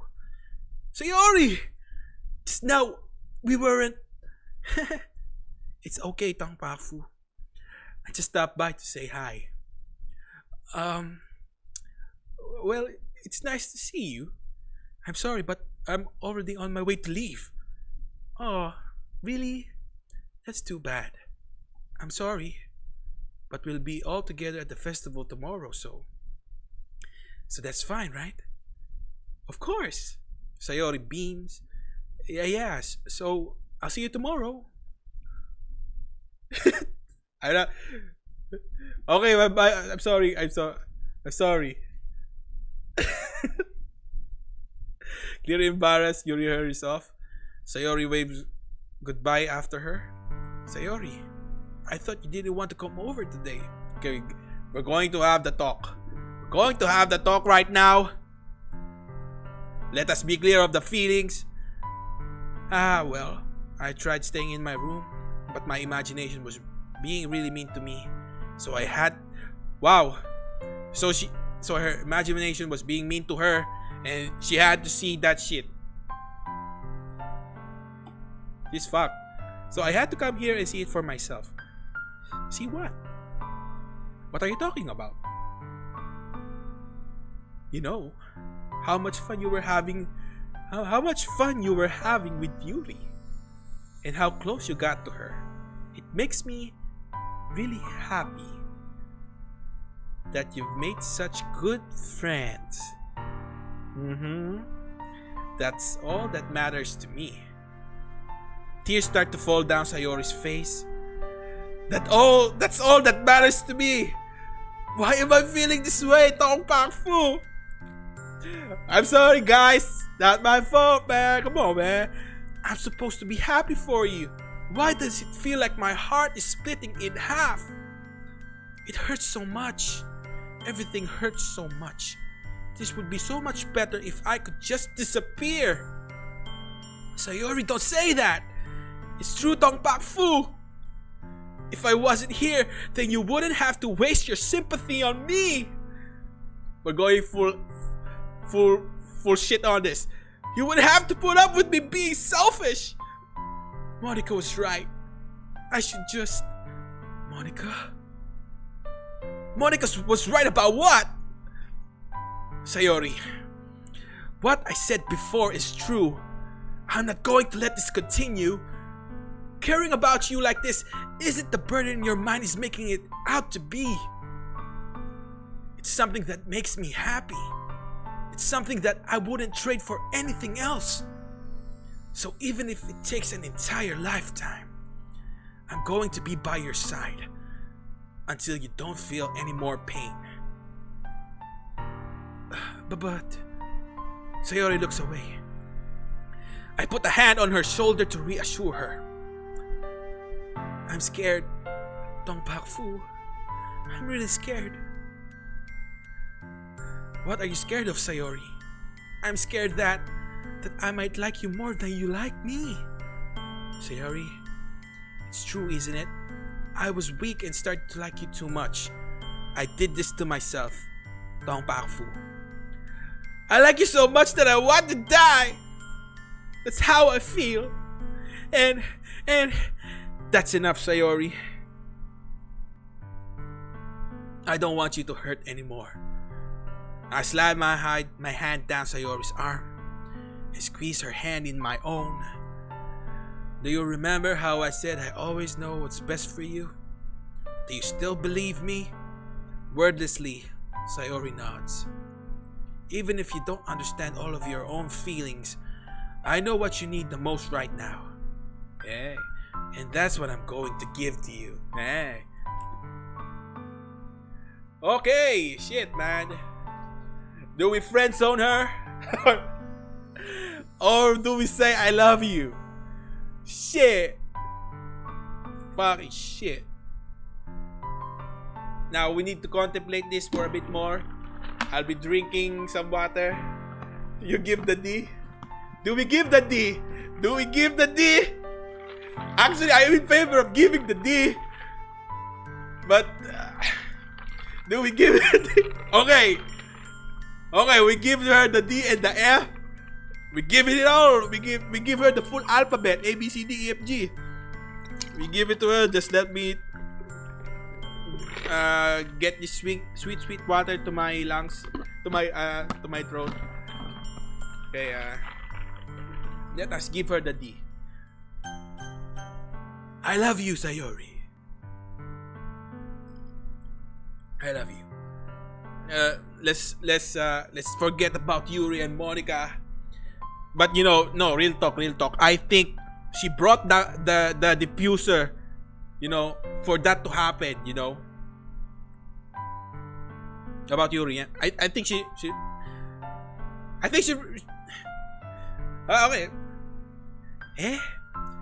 Those are my true feelings. Stop lying, man. Come on, man. So there's no way you could like me more than I like you. I should have realized it sooner. But spending time with everyone at the club, making new friends, and having fun with you every day, it helped me realize that you are truly the most important person to me. That's why I'll accept any of your burdens. As long as we continue like this every day, with you by my side, then I know we'll both be happy. Tong Pak Fu. Okay, suddenly, Sayori wraps her arms tightly around me. Tong Pak Fu, is this really okay? Yeah. I hold Sayori in my arms and pull her closer. You'll never have to let go of me again. I love you, Tong Pak Fu. I want to be with you forever. Me too. I feel Sayori's grip around me weaken a little bit. What is this, Sayori? I'm supposed to be happy right now. I always thought this would be the happiest moment for me. But why? Even now, why won't the rain clouds go away? They're not going away at all, Tong Pak Fu. It's okay, Sayori. It might take some time for things to get better again, but no matter how long it takes, I'll be there every step of the way. That's all that matters right now. Okay. I trust you. Sayori and I slowly release each other. So, I guess that makes the festival tomorrow a first date, huh? What are you saying? I don't want to think about those things, you know. I want everything to be the same as it always has been, even if we really are a couple. I don't know if I could handle anything more right now. It's really new and scary to me. I understand. We'll go at whatever pace suits you best. Hey, Tong Pak Fu. Sayori gazes at me once again, smiling sadly. Even if I get really, really sad, this is the best thing for me, right? I don't really understand what Sayori means by that. Are you saying that this is making you feel sad, Sayori? I don't know. I don't understand what I'm feeling. It felt like a bunch of thorns when you told me you love me. But that's why I want to trust you. You know what's best for me. Yeah, I do. That's my promise. I say that. Excuse me. See, he doesn't know what to do, man. I say that, but in reality, I've never felt more uncertain when it comes to Sayori. I know that I love her, and she loves me, but I'm having as much trouble understanding Sayori's feelings as she is. Even though I can comfort her, I keep wondering if I should be doing something more or something different. I know these thoughts will continue to plague me until things are back to the way they were. Is that what Sayori meant by not wanting anything to change? I don't know. But I know that I'll give it everything I've got. Sayori is the most important person to me, and I'll do whatever it takes to have a happy future with her. Yeah, happy future with her. It's the day of the festival. Of all the days, I expected this to be the one where I'd be walking school with Sayori. But Sayori isn't answering her phone. I considered going to her house to wake her up, but decided that's a little too much. Meanwhile, preparations for the event should be nearly complete. The Bano Yuri and I painted is dry, and I gently rolled it up to take with me. She sent me a pleasant text reminding me not to forget anything, and I reassured her. Funnily enough, I probably feel the same way as Natsuki about the event. I'm more excited for it to be over so I can spend some time with Sayori and Yuri at the festival. But knowing Monica, I'm sure the event will be great too. Tongpak Fu! You're the first one here. Thanks for being early. That's funny, I thought at least Yuri would be here by now. Monica is placing little booklets on each of the desks in the classroom. They must be the ones she prepared that of all the poems we're performing. In the end, I found a random poem online that I thought Monica would like and submitted it. So that's the one I'll be performing. I'm surprised you didn't bring Sayori with you. Yeah, she overslept again. That dummy. You'd think that on days this important she'd try a little harder. I say that, but I suddenly remember what Sayori told me yesterday, and I suddenly feel awful knowing it's not nearly that simple for her. I only said it because it's the way I'm used to thinking, but maybe I should have gone to her, wake her up after all. Haha. You should take a little responsibility. I mean, especially after your exchange with her yesterday. You kind of left her hanging this morning, you know. Exchange? Monica, you know about that? Of course I do. I'm the club president after all. But I stammer, embarrassed. Did Sayori really tell her about that quickly? That we're a couple now? I didn't really plan on bringing it up with anyone yet. Jeez, you don't know the full story at all, so don't worry. I probably know a lot more than you think. Yeah? Monica is being as friendly as usual. But for some reason I felt a chill down my spine after hearing that. Hey, do you want to check out the pamphlets? They came out really nice. Yeah, sure. I grabbed one of the pamphlets laid out on the desks. Oh yeah, they really did. Something like this will definitely help people like the club more seriously. Yeah, I thought so too. I flipped through the pages. Each member's poem is neatly printed on its own page, giving it an almost professional feel. I recognized Natsuki's and Yuri's poems from the ones they performed during our practice. What's this? I flipped to Sayori's poem. It's different from the ones you practiced. It's one that I haven't read before.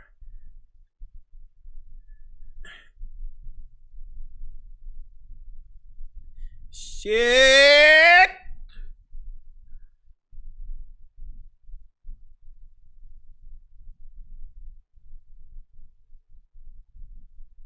Get out of my head before I do what I know is best for you. Get out of my head before I listen to everything she said to me. Get out of my head before I show you how much I love you. Get out of my head before I finish writing this poem. But the poem is never actually finished. It just stops moving. The fuck? That's just creepy, you know.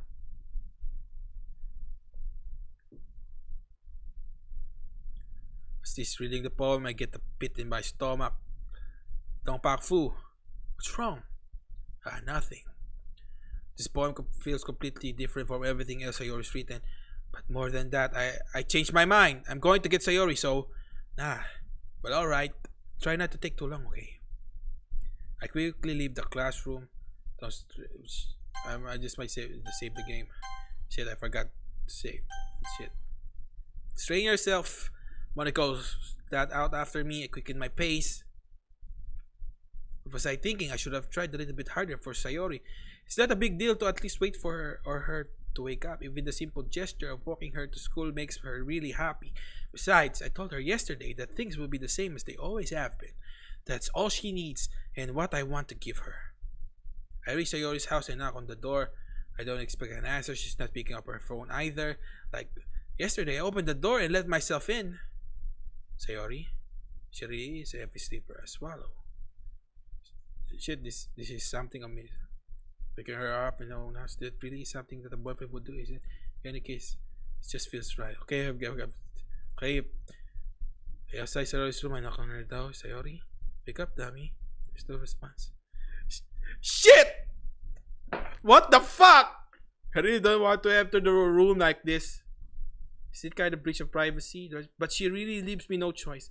I gently open the door. Fuck!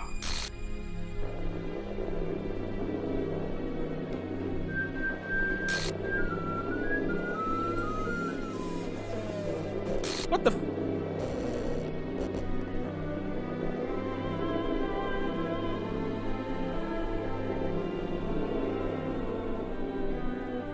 What the hell? What the hell? Is this a nightmare? It has to be. This isn't real. There's no way this can't be real. Sayori wouldn't do this. Everything was normal up until a few days ago. That's why I can't believe what my eyes are showing me. I suppressed the urge to vomit. Just yesterday, I told Sayori I would be there for her. I told her I know what's best and that everything will be okay. Then why? Why would she do this? How could I be so helpless? What did I do wrong? Confessing to her. I shouldn't have confessed to her. That's not what Sayori needed at all. She even told me how painful it is for her others to care about her. That's why I did confess to her and make her feel even worse. Why was I so selfish? This is my fault. My swarming thoughts keep telling me everything I could have done to prevent this. If I just spent more time with her, walked her to school, and remained friends with her like it always has been, then I could have prevented this. I know I could have prevented this. Screw the literature club. Screw the festival. I just lost my best friend. Someone I grew up with, and she's gone forever now. Nothing I can do to bring her back. This is some game where I can reset and try something different. You could, but yeah, I only one chance and I wasn't careful enough. And now I carry this guilt with me until I die. Shit, this music is very creepy. Fuck, and I'm playing in this at 3:32 a.m. Nothing in my life is worth more than hers, but I'm still gonna do what she needed from me. And now I can never take it back. Never, never, never, never, never, never. Fuck. Okay. What? What? Since you glitched out?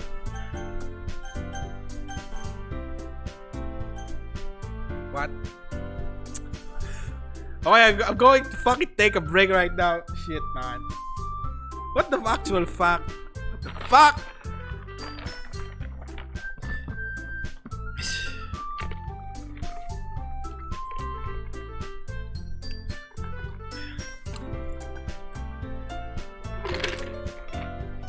And now the game seems to be glitching. God damn.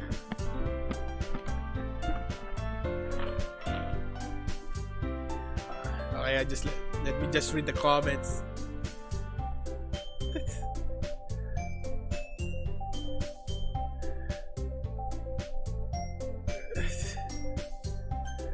Okay, this is normal. Sure. Should I load the game?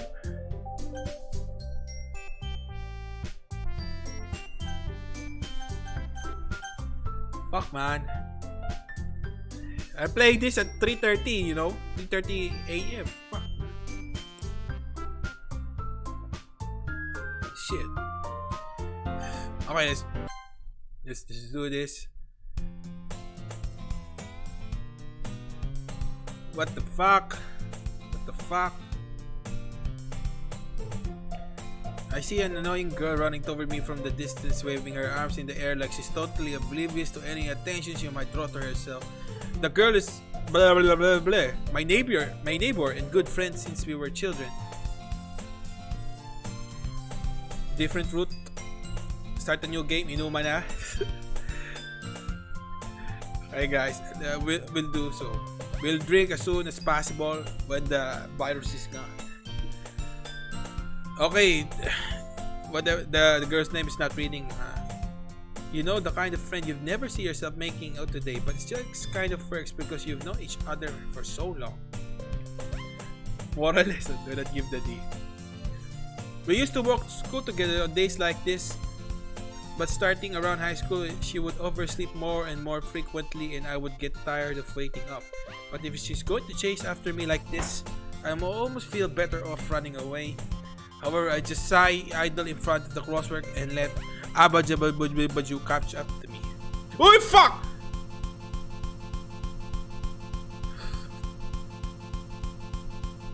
Shit! It's an ordinary school day like any other. Okay. I want to end the stream right now. Shit's fuck, man. Shit's fuck. Mornings are usually the worst, being surrounded by couples and friends group walking together, school together. Meanwhile, I've always walked to school alone. I always tell myself it's about time I meet some girls or something like that. But I have no motivation to join any clubs. I'm perfectly content just getting by on the average while spending my free time on games and anime. There's always the anime club, but it's not like there would be any girls in it anyway. The school day is as ordinary as ever and it's over before I know it. After I pack up my things, I stare blankly at the wall looking for an ounce of motivation. Clubs. There really aren't any that interest me. Besides, most of them will probably be way too demanding for me to deal with. I guess I have no choice but to start with the anime club. Tongpakfu?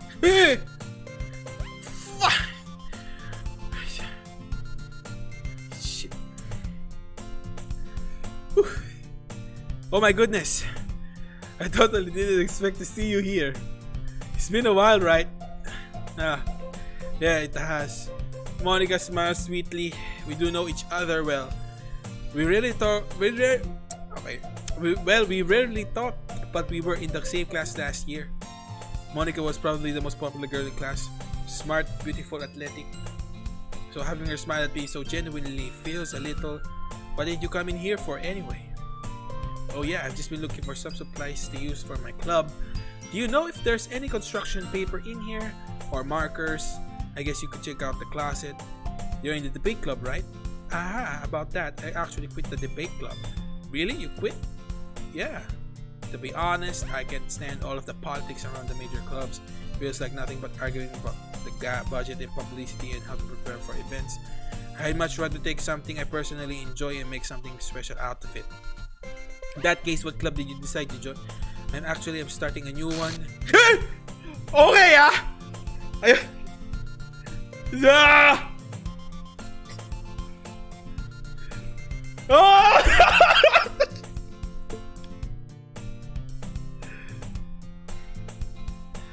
Fuck, man!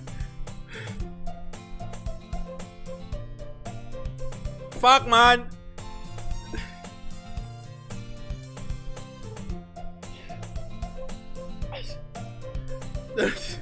Sige.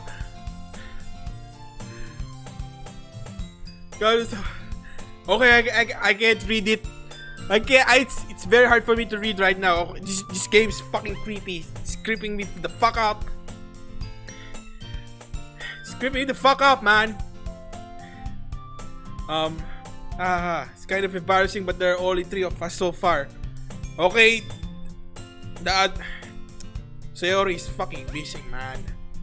Sayori is fucking missing. It's really hard to find new members for something that sounds so boring. Well, I can see that, but it's really not boring at all, you know. Literature can be anything: reading, writing, poetry. I mean, one of my members even keeps her manga collection in the club room. Wait, really? Yes, it's funny, alright. She always insists the manga is literature too. I mean, she's not wrong, I guess. And besides, a member is a member, right? Did Monica say a she? Hey, Tong Pak Fu. By any chance, are you still looking for a club to join? I mean, I guess so, but in that case, is there any chance you could do me a big favor? I won't ask you to join, but if you could, at the very least, visit my club, it will make me really happy. Please. But I guess I have no reason to refuse. God damn, man. The game is so creepy, it's getting hard for me to stare at the character. It's getting so fucking creepy, man. Shit. I can't seem to stare at her eyes. It feels like she's staring at me too, you know. Besides, how could I ever refuse someone like Monica? Fuck, I need some water. Fuck. Sure, I guess I could check it out. Ah, awesome. You're really sweet on Pafu, you know that. It's nothing really. Shall we go then? I look forward to the materials another time. You're more important. It does. Today marks the day I sold my soul to Monica and her irresistible smile. I timidly follow Monica across the upstairs section of the school I rarely visit, being generally used for the third year classes and activities. Monica, full of energy, swings open the classroom door. I'm back, and I brought a guest with me. Okay! Okay, I'll be giving the fuck up. Shit, I can't do this, man. I can't fucking do this, man. I'll be saving the fucking game, man. There's... What? My save has been overrated. Shit, man, I can't do this, guys. Come on, man. It's 3 a.m. Come on, man. And the game's been glitching, man. Come on, man.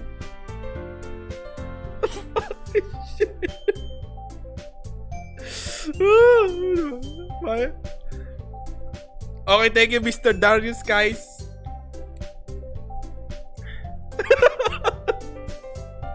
Shit. This shit is very creepy, man. The game's glitching and shit. Okay, just let me take a pee. Just let me take a pee. And I collect myself.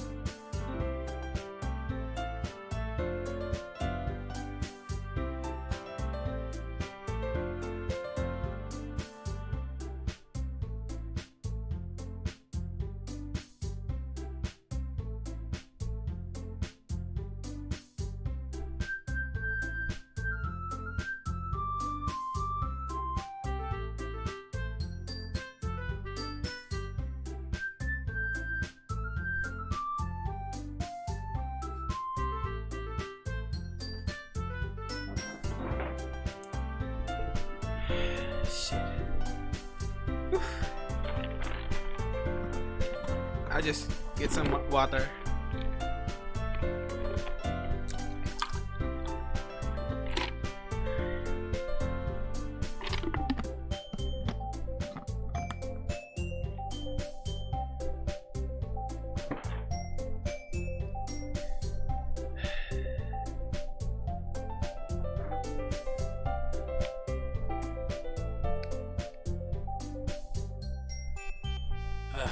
Hey.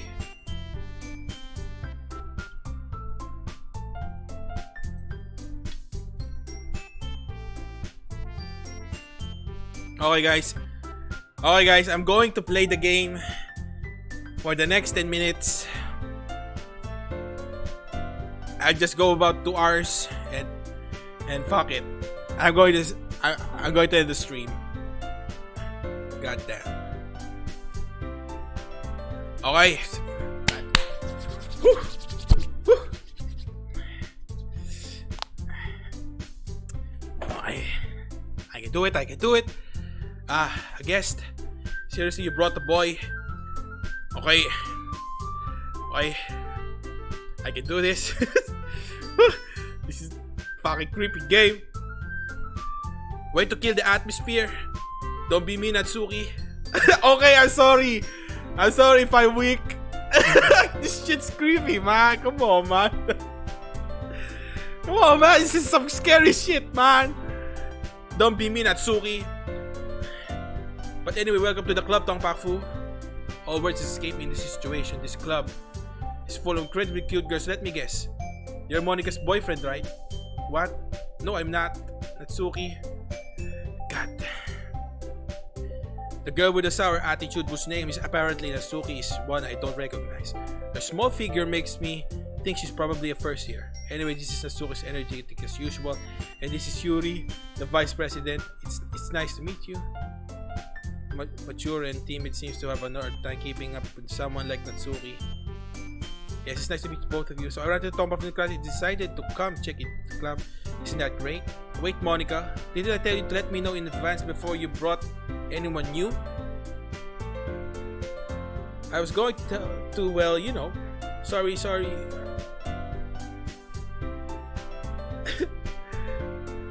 I didn't forget that, but I just happened to run into him. In that case, I should at least make some tea, alright? Yeah, that would be great. Why don't you come sit down, Tongpakfu? The girls have a few desks arranged to form a table. Yuri walks to a corner of the room and opens the closet. Fuck, man, this music is fucking creepy. Meanwhile, Monica and Natsuki sit across from each other, feeling awkward. I take a seat to Monica. So I know you didn't really plan on coming here, but we'll make sure you feel right at home, okay? As the president of the literature club, it's my duty to make the club fun and exciting for everyone. I'm surprised there aren't more people in the club yet. It must be hard to start a new club. You could put it that way. Not many people are very interested in putting out all the effort to start something brand new.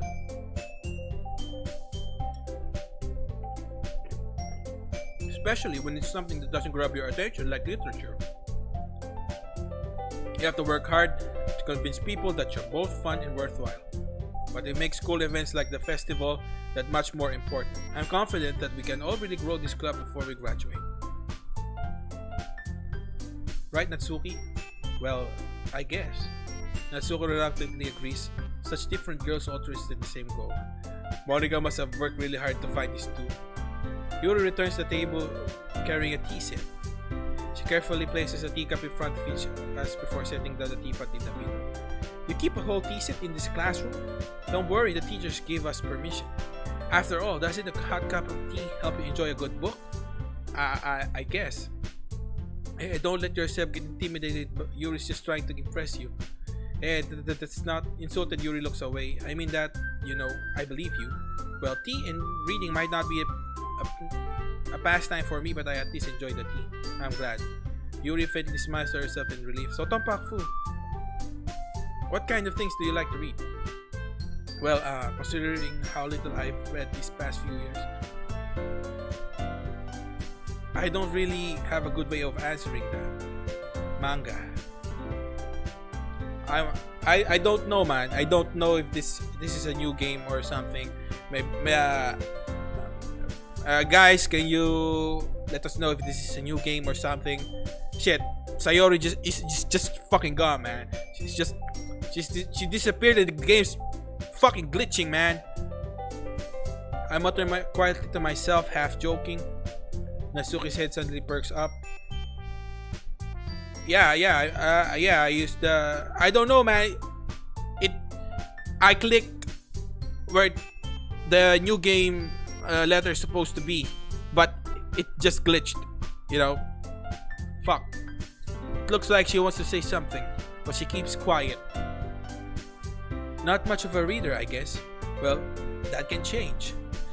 What am I saying? I spoke without thinking after seeing Yuri's sad smile. Anyway, what about you, Yuri? Well, let's see. Yuri traces a rim cap with her finger. My favorites are usually novels that build deep and complex fantasy worlds. The level of creativity and craftsmanship behind them is amazing to me. And telling a good story in such a foreign world is equally impressive.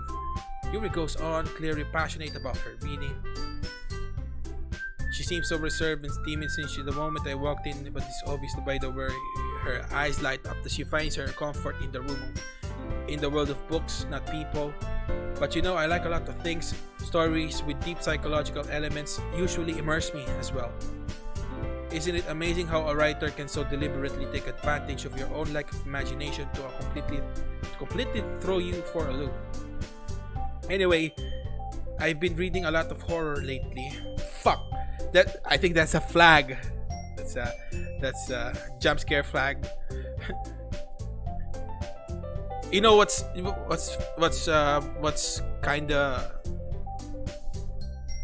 kinda good about this game, right? You know, it just immerses you. When you start to read, you start to focus on the conversation. This shit just comes popping off. Okay, it's a good game. I read a horror book once. I desperately grasp something I can relate to at minimal level. At this rate, Yuri might as well be having a conversation with a rock. I expect that from you, Yuri. It suits your personality. Oh, is that so? Really, if a story makes me think or takes me to another world, then I can really put it down. Okay, I'm gonna save this. What the fuck? What the fuck?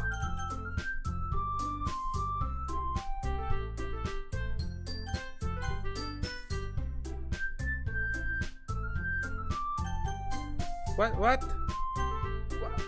Okay, I can't save my game. I just click in this. Just saves. What?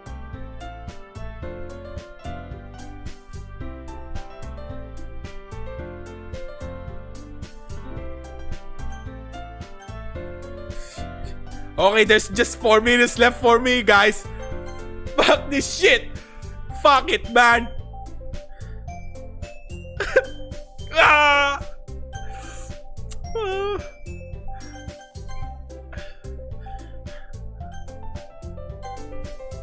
What? Okay.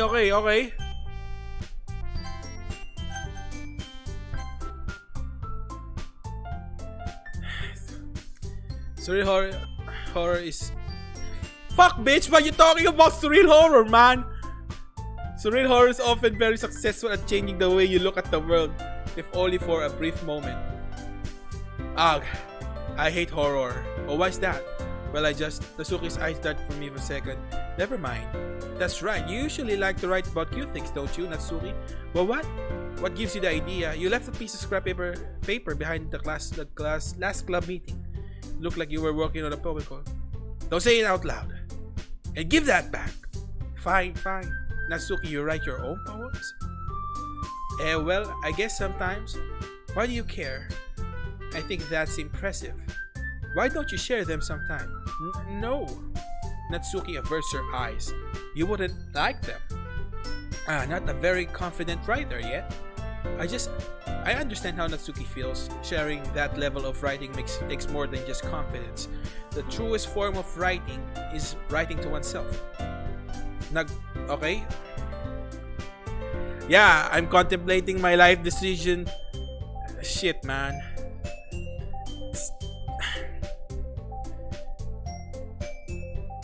Do you have writing experience too, Yuri? Maybe if you share some of your work, you can set an example and help Natsuki feel comfortable enough to share hers. God damn it, guys! How am I to end the stream if you keep popping on the stream, man? How am I supposed to end it?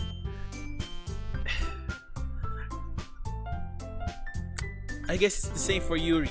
We all sit in silence for a moment. Hey, I just got an idea. How about this? Natsuki and Yuri look quizzically at Monika. Let's all go home and write a poem of our own. The next time we meet, we all share the same with each other. That way, everyone is even.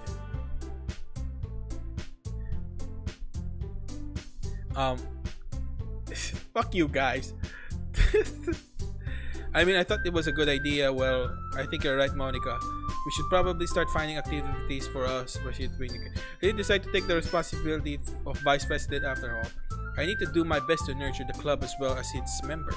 Besides, now that we have a new member, it seems like a good step for us to take. Do you agree as well, Tongpakfu? Hold on, there's still one problem. Hey, what's that? Most important, I bluntly come forth with what you know my entire time. So, I never said I would join this club. Monica may have convinced me to stop by, but I never made any decision. Come on, guys, I can't play till 5, man. Okay, it's 2. It's 2.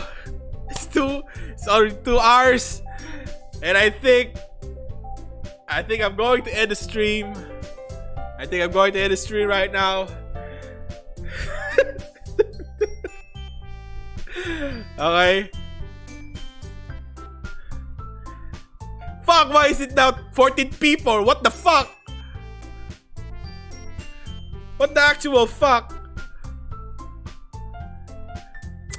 Okay, okay, I'm just going. 14 people suddenly came inside the stream. Hey, hello guys, hello. But can I ask why the fuck are you guys popping right now when I'm supposed to end the stream, man? Why are you guys mocking me, man? Why are you calling me weak, man? This shit's so creepy, man. Oh.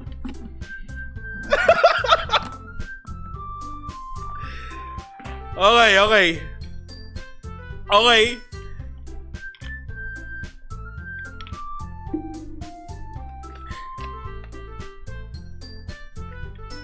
Okay, I refilled. I got some Coke for you guys. I'm willing to go the distance. I'm willing. Fuck, man. I'm so fucking scared, man. I'm so scared. It's like I'm waiting for another jump scare. Okay, for you guys. Alright, let's go. I'm a man. I can do it. Okay, let's go. I still have other clubs to look at, and I lose my train of thought. All 3 girls stare back at me with dejected eyes. But I'm sorry, I thought. The girls exchange glances, but Monica turns back at me. I guess I need to tell you the truth, Tong Pakfu. The thing is, we don't have enough members yet to form an official club. We need 4. And I've been really trying to find new members. And if you don't find one more before the festival, I'm defenseless against these girls. How am I supposed to clear-headed decision when it's like this? I would feel terrible for letting everyone down in this situation. And besides, the club itself seems pretty relaxed. So if writing poems is the price I need to pay in order to spend every day with these beautiful girls, right? Okay, I've decided then.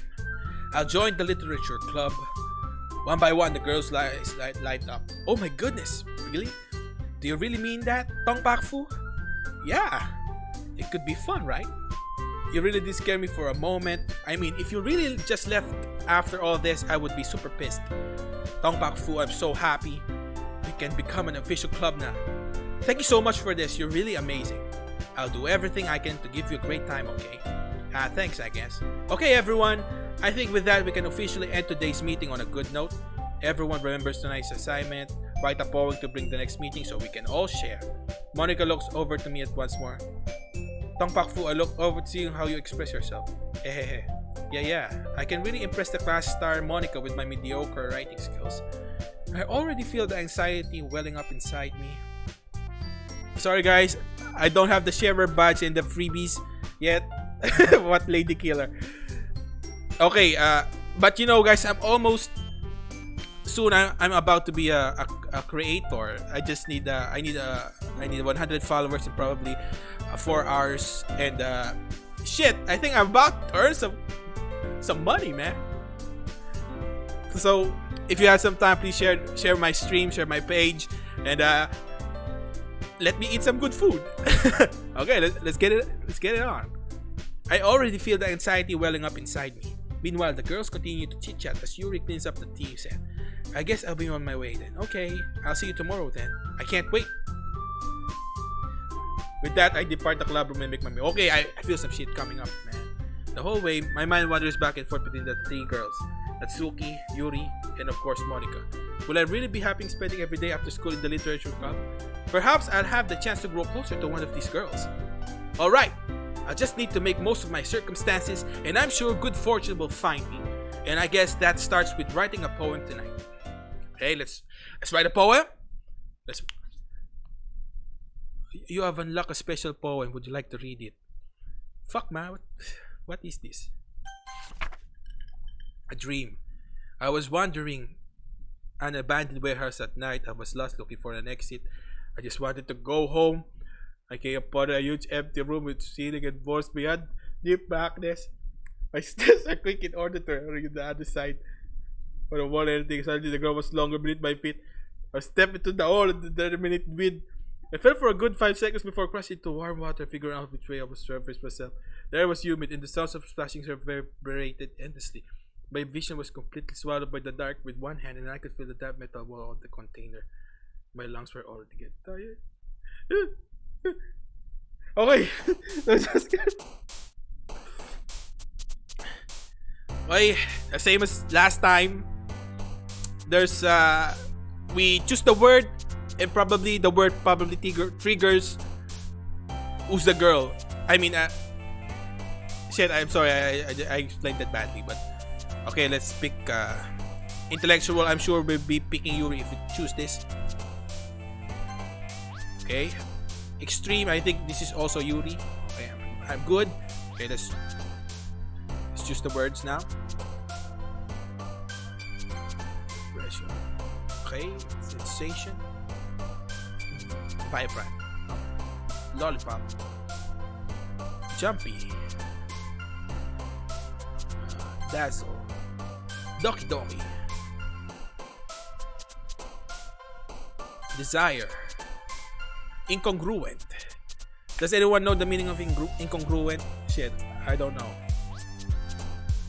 Together. Fantasy. Romance. Peaceful. Melody. Bouncy. Shopping. Ambient. Dream. Hey again, Tong Pak Fu. Glad to see you didn't run away on us, huh? Nah, don't worry. This might be a little strange for me, but I at least kept my word. When I'm back at the literature club, I was the last to come in, so everyone else is already hanging out. Oh shit! Thanks for keeping your promise, Tong Pak Fu. Yeah, bitch, I kept my promise, man. I hope this isn't too overwhelming of a commitment for you, making you dive headfirst into literature when you're not accustomed to it.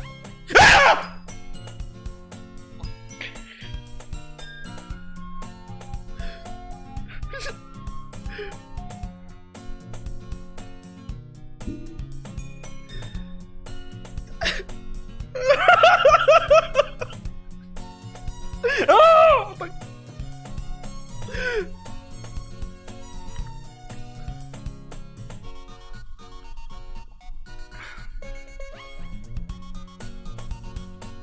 I can do this, guys. Okay. Okay, I told you guys that I will continue this. Okay, I'm not going to. Shit, the music is changing. The music is changing. The music is changing.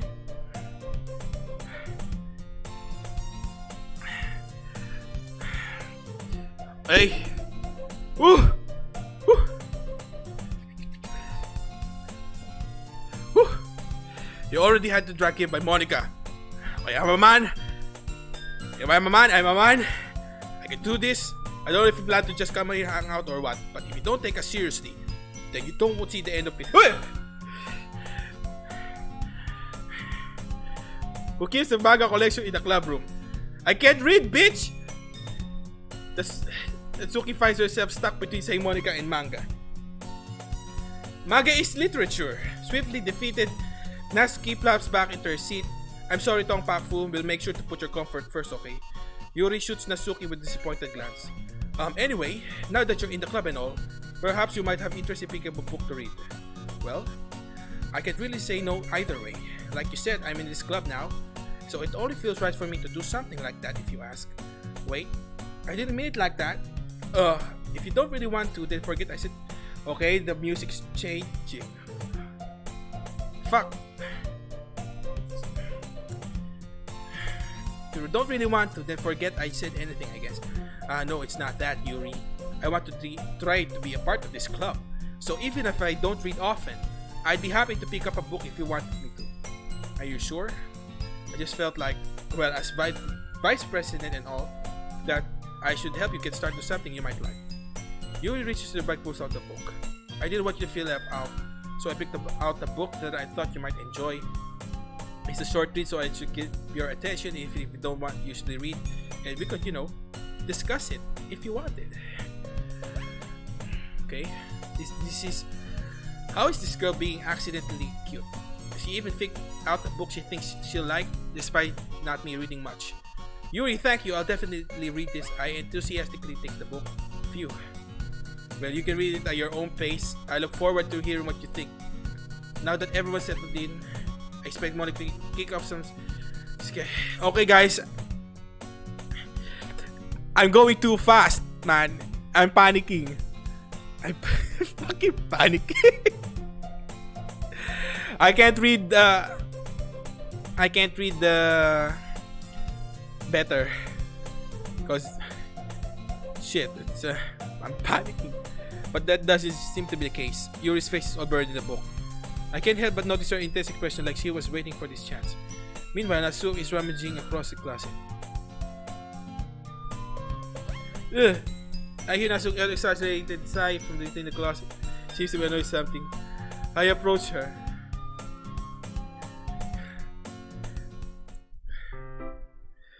Okay, you looking for something in there? Ah! Fuck.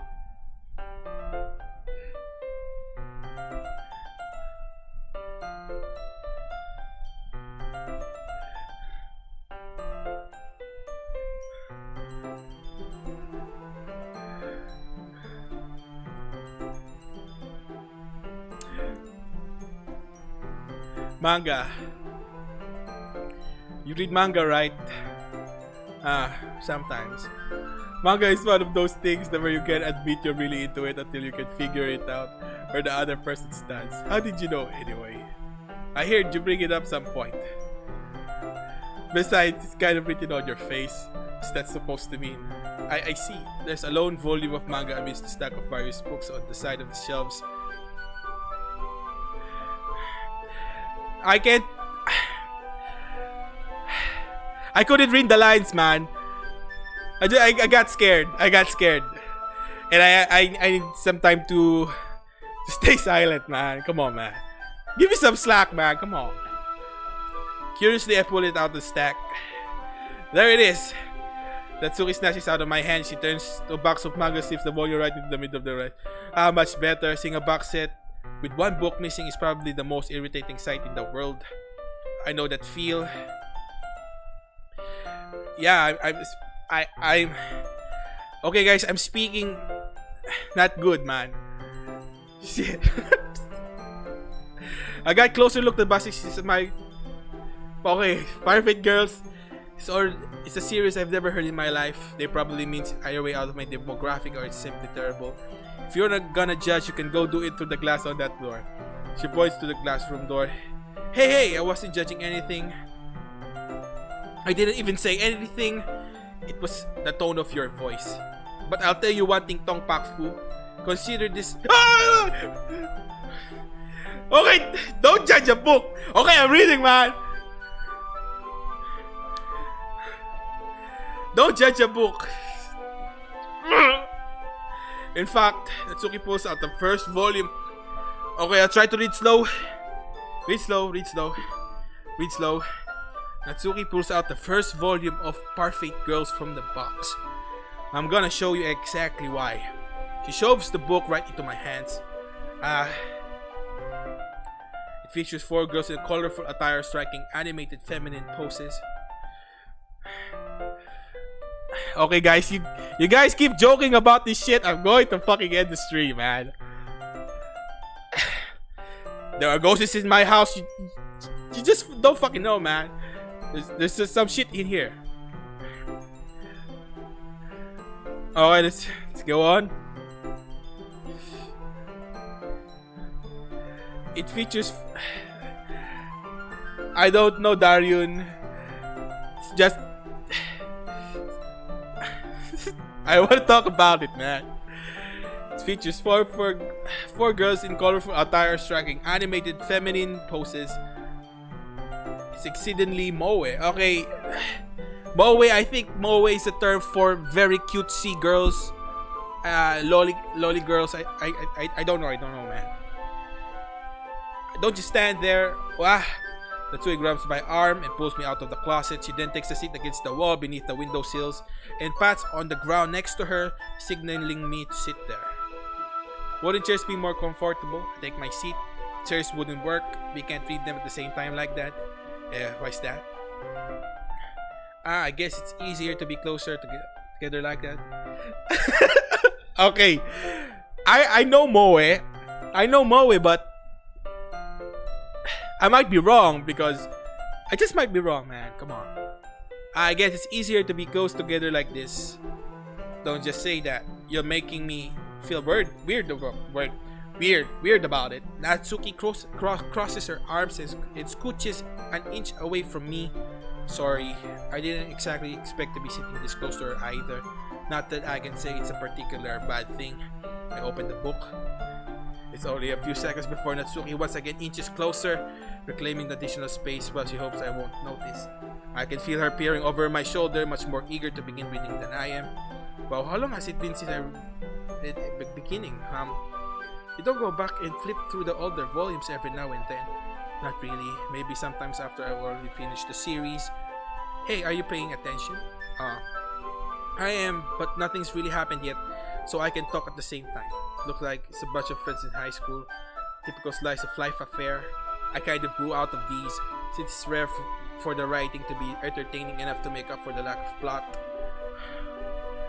Are you sure it isn't boring you? Fuck. Even though you're just watching me read, well, I'm fine with that. If you say so. I guess it's fun sharing something you like with someone else. So I get excited when I convince any of my friends to pick up a series I enjoy. You know what I mean? You don't? Okay, guys. I'm ending the fucking stream now, guys. Thank you so much Thank you so much for watching the stream. It's first time I had some traffic in my channel. I mean, come on, man. 15 people, 14 people. Thank you so much. I don't know if come on, man. Have some mercy, man. Come on, man. It's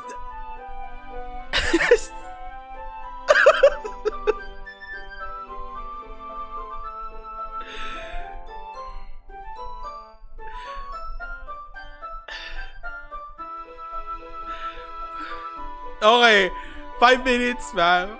5 minutes. That's not. Well, I wouldn't really know. What do you mean? Don't you share your manga with your friends? Could you not rub it in? Jeez. Sorry. Like I could ever get my friends to read this. They just think manga is for kids. I can't even bring it up with them without them being all like. Hey, you still haven't grown out of that yet? Makes me want to punch them in the face. Come on, man. I still read manga. And I'm an old man. No. Honestly, it takes a lot of effort to find friends who don't judge.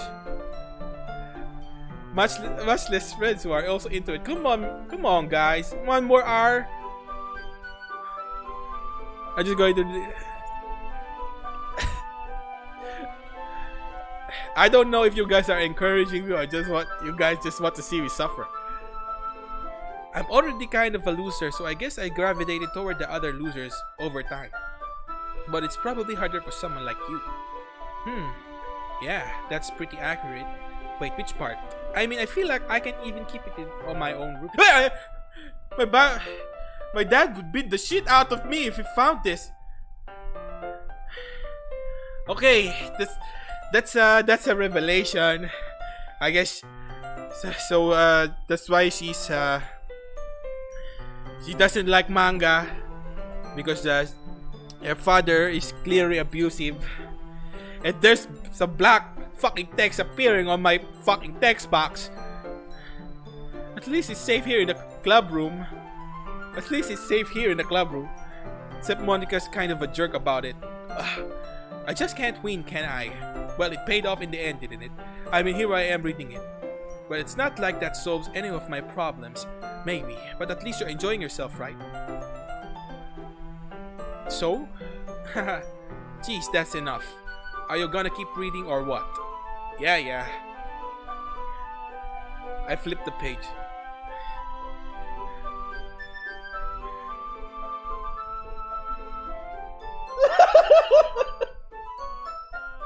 Please no.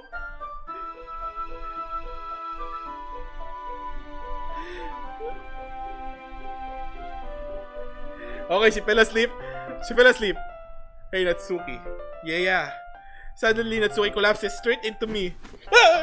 Okay, she just collapsed. She just collapsed.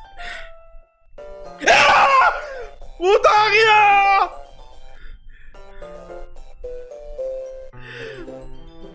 There's just black gibberish, man. Come on, man.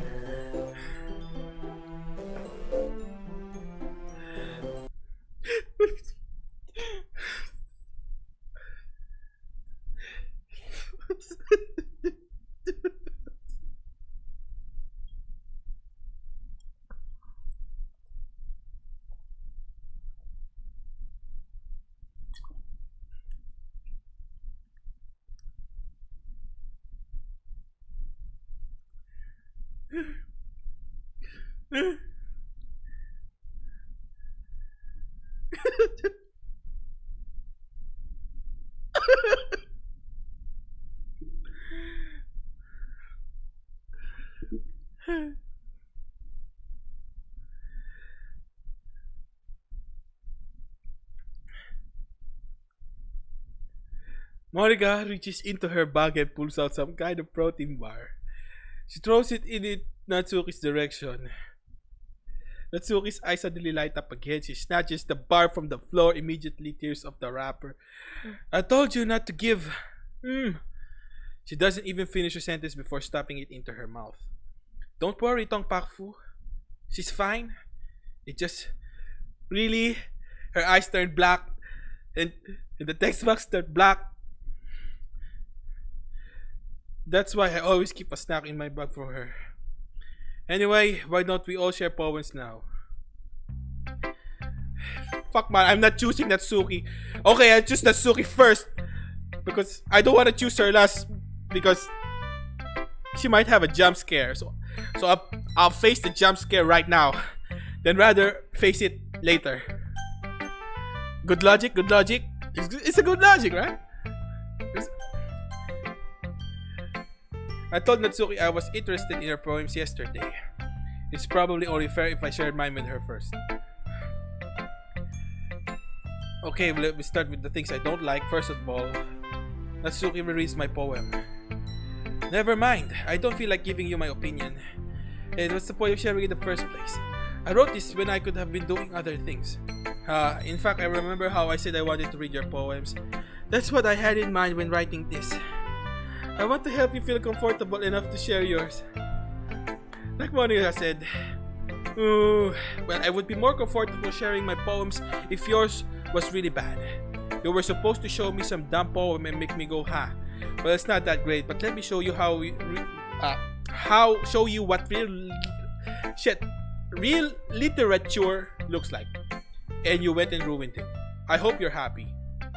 So in other words, you're saying you liked it. Irk. Natsuki's retort gets caught in her throat. You're just so... You don't understand anything, do you? I already told you that you don't have to go announcing it to the world like you're all self-important.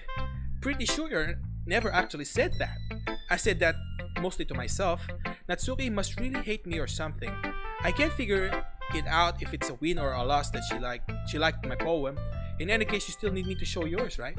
Gah, fine, I guess. Only because Monica's will make me if I don't. Eagles can fly. Monkeys can climb. Crickets can sleep. Horses can race. Owls can seek, cheetahs can run, eagles can fly, people can try, but that's about it. Yeah, I told you that you weren't gonna like it. I like it. I think it's a nice poem, you know. What? Just be honest. I am. Why are you so convinced that I wouldn't like it? Well, because everyone in high school thinks that writing has to be all sophisticated and stuff, so people don't even take my writing seriously. But isn't the point of poems for people to express themselves? Your writing style wouldn't make your message any less valid. Yes, exactly. I like it when it's easy to read but it hits you hard, like in this poem. Seeing everyone around you do great things can be really disheartening. So I decided to write about it. Yeah, I understand. But the other nice things about simple writing is that it puts more weight on the wordplay. Like I set it up for the rhyme at the end, but then made it fall flat on purpose. It helps bring out the feeling in the last line. So you did. I guess more went into it than I realized. That's what it means to be a pro. I'm glad you learned something. Didn't expect that from the youngest one here, did you? Yeah, I guess not. I decided to humor her with the last comment. I don't really care how old everyone is, but if Natsuki is feeling proud, then I won't take that away from her. Hey, let's talk to Yuri. I'm still choosing Monica, man. Yuri stares at the poem. A minute passes, more than enough time for her to finish reading. Oh, so sorry, I forgot to start speaking. It's fine, don't force yourself. I'm not. Excuse me. I just need to put my thoughts into words. Hold on. Okay, this is your first time writing a poem, right? Yeah. Why do you ask? I'm just making sure. I guess that it might be after reading through it. So it's that bad? No. Did I just raise my voice? I'm sorry. Yuri buries her face in her hands. I couldn't help but notice that it's been several minutes and we really haven't gotten anywhere. It might take Yuri a while to get used to new people. It's fine. I really didn't notice. What were you saying? Right, it's just that there are specific writing habits that are usually typical of new writers. And having been through that myself, I kind of learned to pick up on them. I think the most noticeable thing I recognize in new writers is that they try to make their style very deliberate. In other words, they tend to pick a writing style separate from the topic matter, and they form-fit the two together. The end result is that both the style and the expressiveness are weakened. Once Yuri finds her train of thought, it's as if her demeanor totally changes. Her stammering is completely gone, and she sounds like an expert. Of course, that's not something you can be blamed for. There are so many different skills and techniques that go into writing even a simple poem. Not just finding them and building them, but getting them to work together is probably the most challenging part. It might take you some time, but it all comes with practice and learning by example and trying new things. I also hope that everyone who's in the club gives you valuable feedback. Natsuki can be a little biased though. Okay, biased how? Well, never mind. I shouldn't be talking about people like that. Sorry. It's fine. I'm not sure if Yuri is apologizing to herself or me, or to me, or Natsuki. Do you mind if I read your poem now? Please do. I'd love to share my thought process behind it. Yuri smiles dreamily as if that's a rare opportunity for her, which in itself is kind of funny. After all, isn't this supposed to be literature? Okay. I lost and Ghost Under the Light. Actually, I like this poem on the first playthrough. The tendrils of my hair illuminate beneath the amber glow. Bathing, it must be this one. The last remaining streetlight to have withstood the test of time. The last yet to be replaced by the sickening blue-green hue of the future. I bathe, calm, breathing air of the present, but living in the past. The light flickers. I flicker back. Nice poem, right? Very good, right? I'm sorry, I have such terrible handwriting. What? I wasn't thinking that at all, but it took me a long time to read. Well, I just don't read script very often. I actually think your writing is very pretty. Yeah, that's a relief. Also, I like the poem.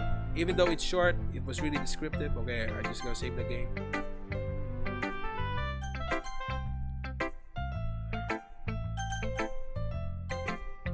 Although it's short, it was really descriptive.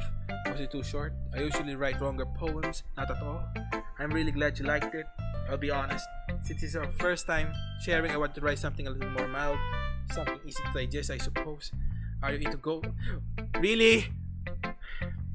Now we go into ghosts? Fucking shit! The stories Ghost Talk Papa, really? Well, it says their own thoughts, feelings, and experiences in their work. They usually do more than tell a simple story or paint a picture. In this case, perhaps the subject of the poem is only being symbolically compared to a ghost, lingering in our last remaining place of comfort and able to let go of the past, and soon to be left with nothing. That's a lot more solemn putting it that way. I hadn't even thought of that.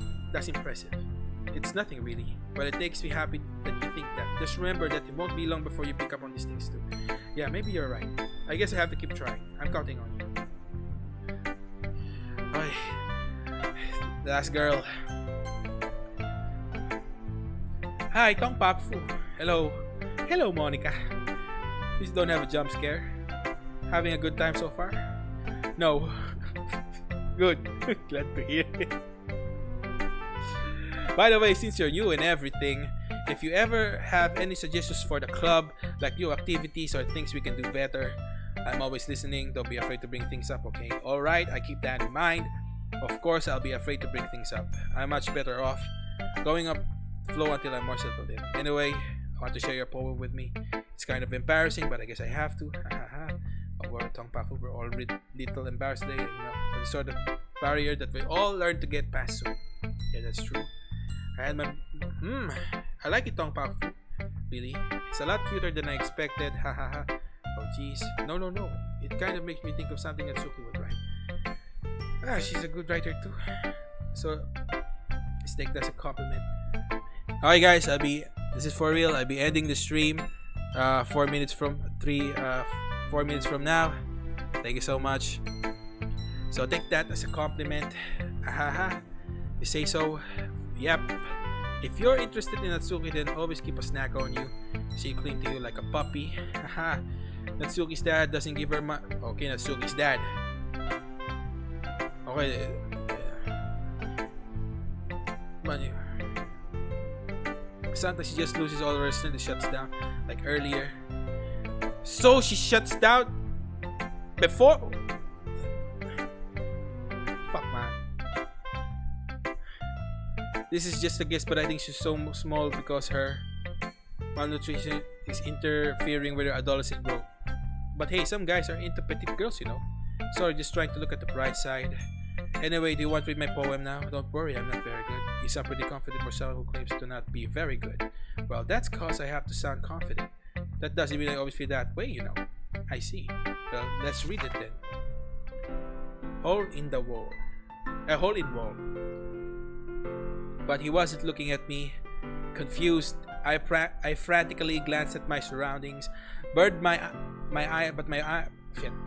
burned eyes can no longer see color. Are there others in this room? Are they talking? Or are they simply poems on flat sheets of paper? The sound of frantic scrawling playing tricks on my ears. The room begins to crinkle, closing in on me. The air I breathe dissipates before it reaches my lungs. I panic. There must be a very way out. It's right there. He's right there. Swallowing my fears, I brandish my pen. What do you think? It's very free form. That's what you call it. Sorry, I'm not really the right person to ask for feedback. It's okay. Yeah, that kind of style has gotten pretty popular nowadays. That is, a lot of poems have been putting emphasis on timing between worlds and lines, and performed out loud. They can be really powerful. What was the inspiration behind this one? Well, I'm not sure if I know how to put it, but I guess you could say that I had some kind of epiphany recently. It's been influencing my poems a bit. An epiphany? Yeah, something like that. I'm kind of nervous to talk about deep stuff like that because it's kind of coming so strongly.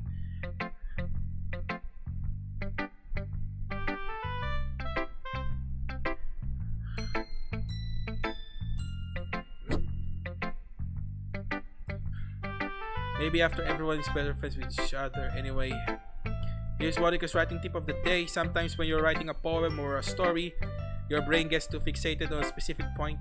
If you try so hard to make it perfect, then you'll never make it any progress. Just focus yourself to get something down on the paper and tidy it up later. Another way to think about this is this. If you keep your pen in the same spot for too long, you'll just get a big dark puddle of ink. So just move your hand and go with the flow. That's my advice today. Thanks for listening. Okay guys, I apologize, but I'm about to end the stream. I think it's time for me to take a rest.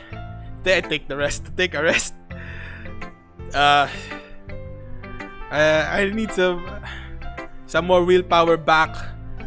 I don't know if you guys leave a comment on what time should I start streaming. Just let me know. Just fucking let me know, guys. This game is so creepy, man. Come on, man. Just let me rest, and I'll tackle it tomorrow with all the willpower I have. Come on, guys. Okay. Thank you so much. It's the first time I had 14 viewers or 15 viewers. Thank you so much. And I hope you have a great day. I see you guys again tomorrow. Bye bye. This is me, Tong from Ogroup 13, and bye bye.